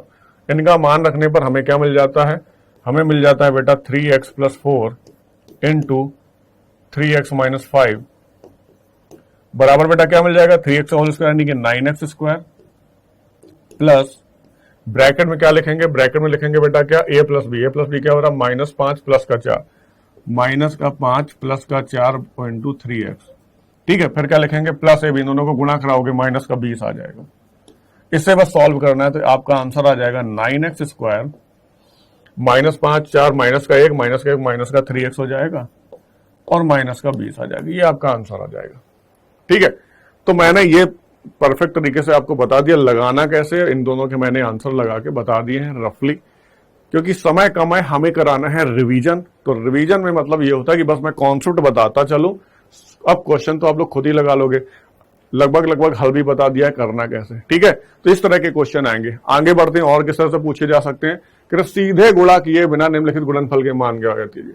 यानी कि हमें क्या करना है, हमें यहाँ पे 103 गुणा 107 करने नहीं बैठना कि 7 × 21 7 × 7 फिर गुणा फिर 0 0 फिर गुणा फिर 3 0 1, फिर ऐसे लिखोगे 1 0 7 3 सॉरी 1 2 7 3 10 और 1। ऐसे नहीं करना है, ठीक है। इस ये मेथड है आपका गलत, ये है लंबी विधि। तो गुणनफल नहीं करना है, हमें करना बेटा कैसे, हमें ऐसे करना है सूत्र का प्रयोग करते हुए। तो हमारे पास क्वेश्चन है बेटा 103 गुणा 107। अब आप देख रहे हो कि यहां पे क्या है कि बेटा दोनों 100 के नियरेस्ट हैं, 100 के नियरेस्ट हैं। तो हम इसे इस तरह से लिख सकते हैं, क्या लिख सकते हैं, 100 + 3 गुणा 100 + 7। अब यहां पे हम जानते हैं, लिखोगे हम जानते हैं, क्या जानते हैं कि भैया a + b into sorry x + a, x + a into x + b बराबर होता है x² + a + b x + ab। जानते हैं जहां x बराबर 100, a बराबर 3, b बराबर 7 लेने पर, तो b बराबर 7 लेने पर हमें बेटा क्या मिल जाएगा, हमें मिल जाएगा यहां पे हम इसको लिख सकते हैं बराबर 100 का स्क्वायर प्लस 7 3 10 प्लस 7 3 10 गुणा 100, क्योंकि x का मान 100 है, a + b into plus A B यानी कि 7 3 21। सबको बेटा हमें जोड़ देना है। ये आ जाएगा आपका 10,000 प्लस ये आ जाएगा 1,000 प्लस ये आ जाएगा 21। ठीक है, तो ये आ जाएगा 10,000 1,000 11,000, तो 11,021 आपका आंसर आ जाएगा। ठीक है, तो इस तरह से ये क्वेश्चन करने हैं। यहां पे जो आपका बनेगा ये बेटा क्या बनेगा, ये आपका मैं बना के बता देता हूं। ये इसको आप लिख सकते हो 100 - 5 और 100 - 4। ठीक है, उसी तरह बेटा आप इसे लिखोगे 100 + 4 गुणा 100 - 4। अब ये तो देखो बन रहा है, ये बन रहा है आपका a + b into a - b के फॉर्म में, जो कि आपको पता है a² - b² होता है। आराम से कर लोगे। 10,000 माइनस कितना आ जाएगा 16, 10,000 - 16 आ जाएगा, यानी कि 9 और 100 से 16 घटाओ कितने बचते हैं भाई, 84, 9984 इसका आंसर आ जाएगा। ठीक है, इस वाले का। यहां की बात करते हैं तो देखो यहां बता दिया है, यहां पे आपका लगेगा कौन सा, x - a और x - b का। ठीक है, तो ये भी आप कर लोगे। तो यहां पे ये सर्वसम का यूज करते हुए इनका गुणनफल निकालना है, डायरेक्ट गुणा नहीं करना है। तो ये भी क्वेश्चन आपके एग्जाम में पूछे जाते हैं, बोर्ड में पूछे गए हैं। बोर्ड तो है नहीं, यानी कि आपके स्कूल में पूछे जाते हैं इस तरह से एग्जाम, एनसीईआरटी में इस तरह के क्वेश्चंस हैं जो कि आपके पूछे गए हैं। क्लियर, आगे बढ़ते हैं। अगला क्वेश्चन देखो क्या है, कह रहा है कि उपयुक्त सर्वसमता का प्रयोग करके निम्नलिखित में से प्रत्येक का प्रसार ज्ञात कीजिए। प्रसार देखते हैं, यहां पे देखते हैं भाई। पहला वाला क्वेश्चन देखते हैं क्या लिखा हुआ है, x + 2y + 4z का होल स्क्वायर। और हमने बेटा पढ़ रखा है क्या, हम जानते हैं क्या जानते हैं कि a + b + c या x + y + z, क्योंकि x y z यहां भी दिया गया तो कंफ्यूजन ना हो, इसलिए हम लोग लिख सकते हैं a² + b² + c² + 2ab + 2bc + 2ac। ये होता है प्रसार। जहां a बराबर x, b बराबर 2y और c बराबर 4z लेने पर, ठीक है, हम लोग ले लिया तो क्या मिल जाएगा, हमें मिल जाएगा x + 2y + 4z का होल स्क्वायर बराबर मिल जाएगा a² यानी कि x² प्लस b² यानी 2y का होल स्क्वायर यानी कि 4y² प्लस c² यानी कि 4 को 16z² प्लस 2ab, तो 2ab 2 इंटू इनका तो 2x इंटू 2y कितना हो जाएगा 4xy 4xy प्लस 2bc यानी कि 2bc इनका गुणा, तो 4 × 8 16yz प्लस 2ac यानी कि इनका गुणा, तो 4 दूनी 8xz। तो हो गया भैया इनका प्रसार। इस तरह से इनका प्रसार हम लोग सर्वसमता का उपयोग करते हुए लिख देंगे। यही तो पूछा गया है आपसे। उसी तरह बेटा यहां पे करना है, तो यहां पे बेटा a बराबर 2x लेना है और b बराबर आपको माइनस का y लेना है और c बराबर ले लेना है z। तो बस यहां पे रख देना। तो क्या आ जाएगा, a² मतलब 2x का यानी 4x², b² मतलब +- y का यानी कि +y², c² मतलब z²। प्लस 2ab, इन दोनों गुणा करो, यहां माइनस वाई तो आ जाएगा माइनस 2xy, माइनस 4xy आ जाएगा। 2bc करोगे बेटा तो 2bc इनका गुणा तो यानी माइनस 2yz आ जाएगा। 2ac यानी इन दोनों का गुणा तो प्लस का 2xz आ जाएगा, 4xz आ जाएगा। इस तरह से आपको कर देना है सर्वसम का उपयोग करते हुए। ठीक है, बात समझ में आई कि नहीं आई? चलो आगे बढ़ते हैं भाई। तो मैंने आज एक लेक्चर में, इस सेशन में कंप्लीट आपका बहुपद चैप्टर कवर करा दिया है, जहां पे हम लोग एक बार बात कर ले। हम लोगों ने बहुपद का परिचय जाना, बहुपद का वर्गीकरण पढ़ा, जो कि आपने 3 प्रकार से वर्गीकरण करते हैं, चरों के आधार पर, पद के आधार पर और घात के आधार पर, वो जाना।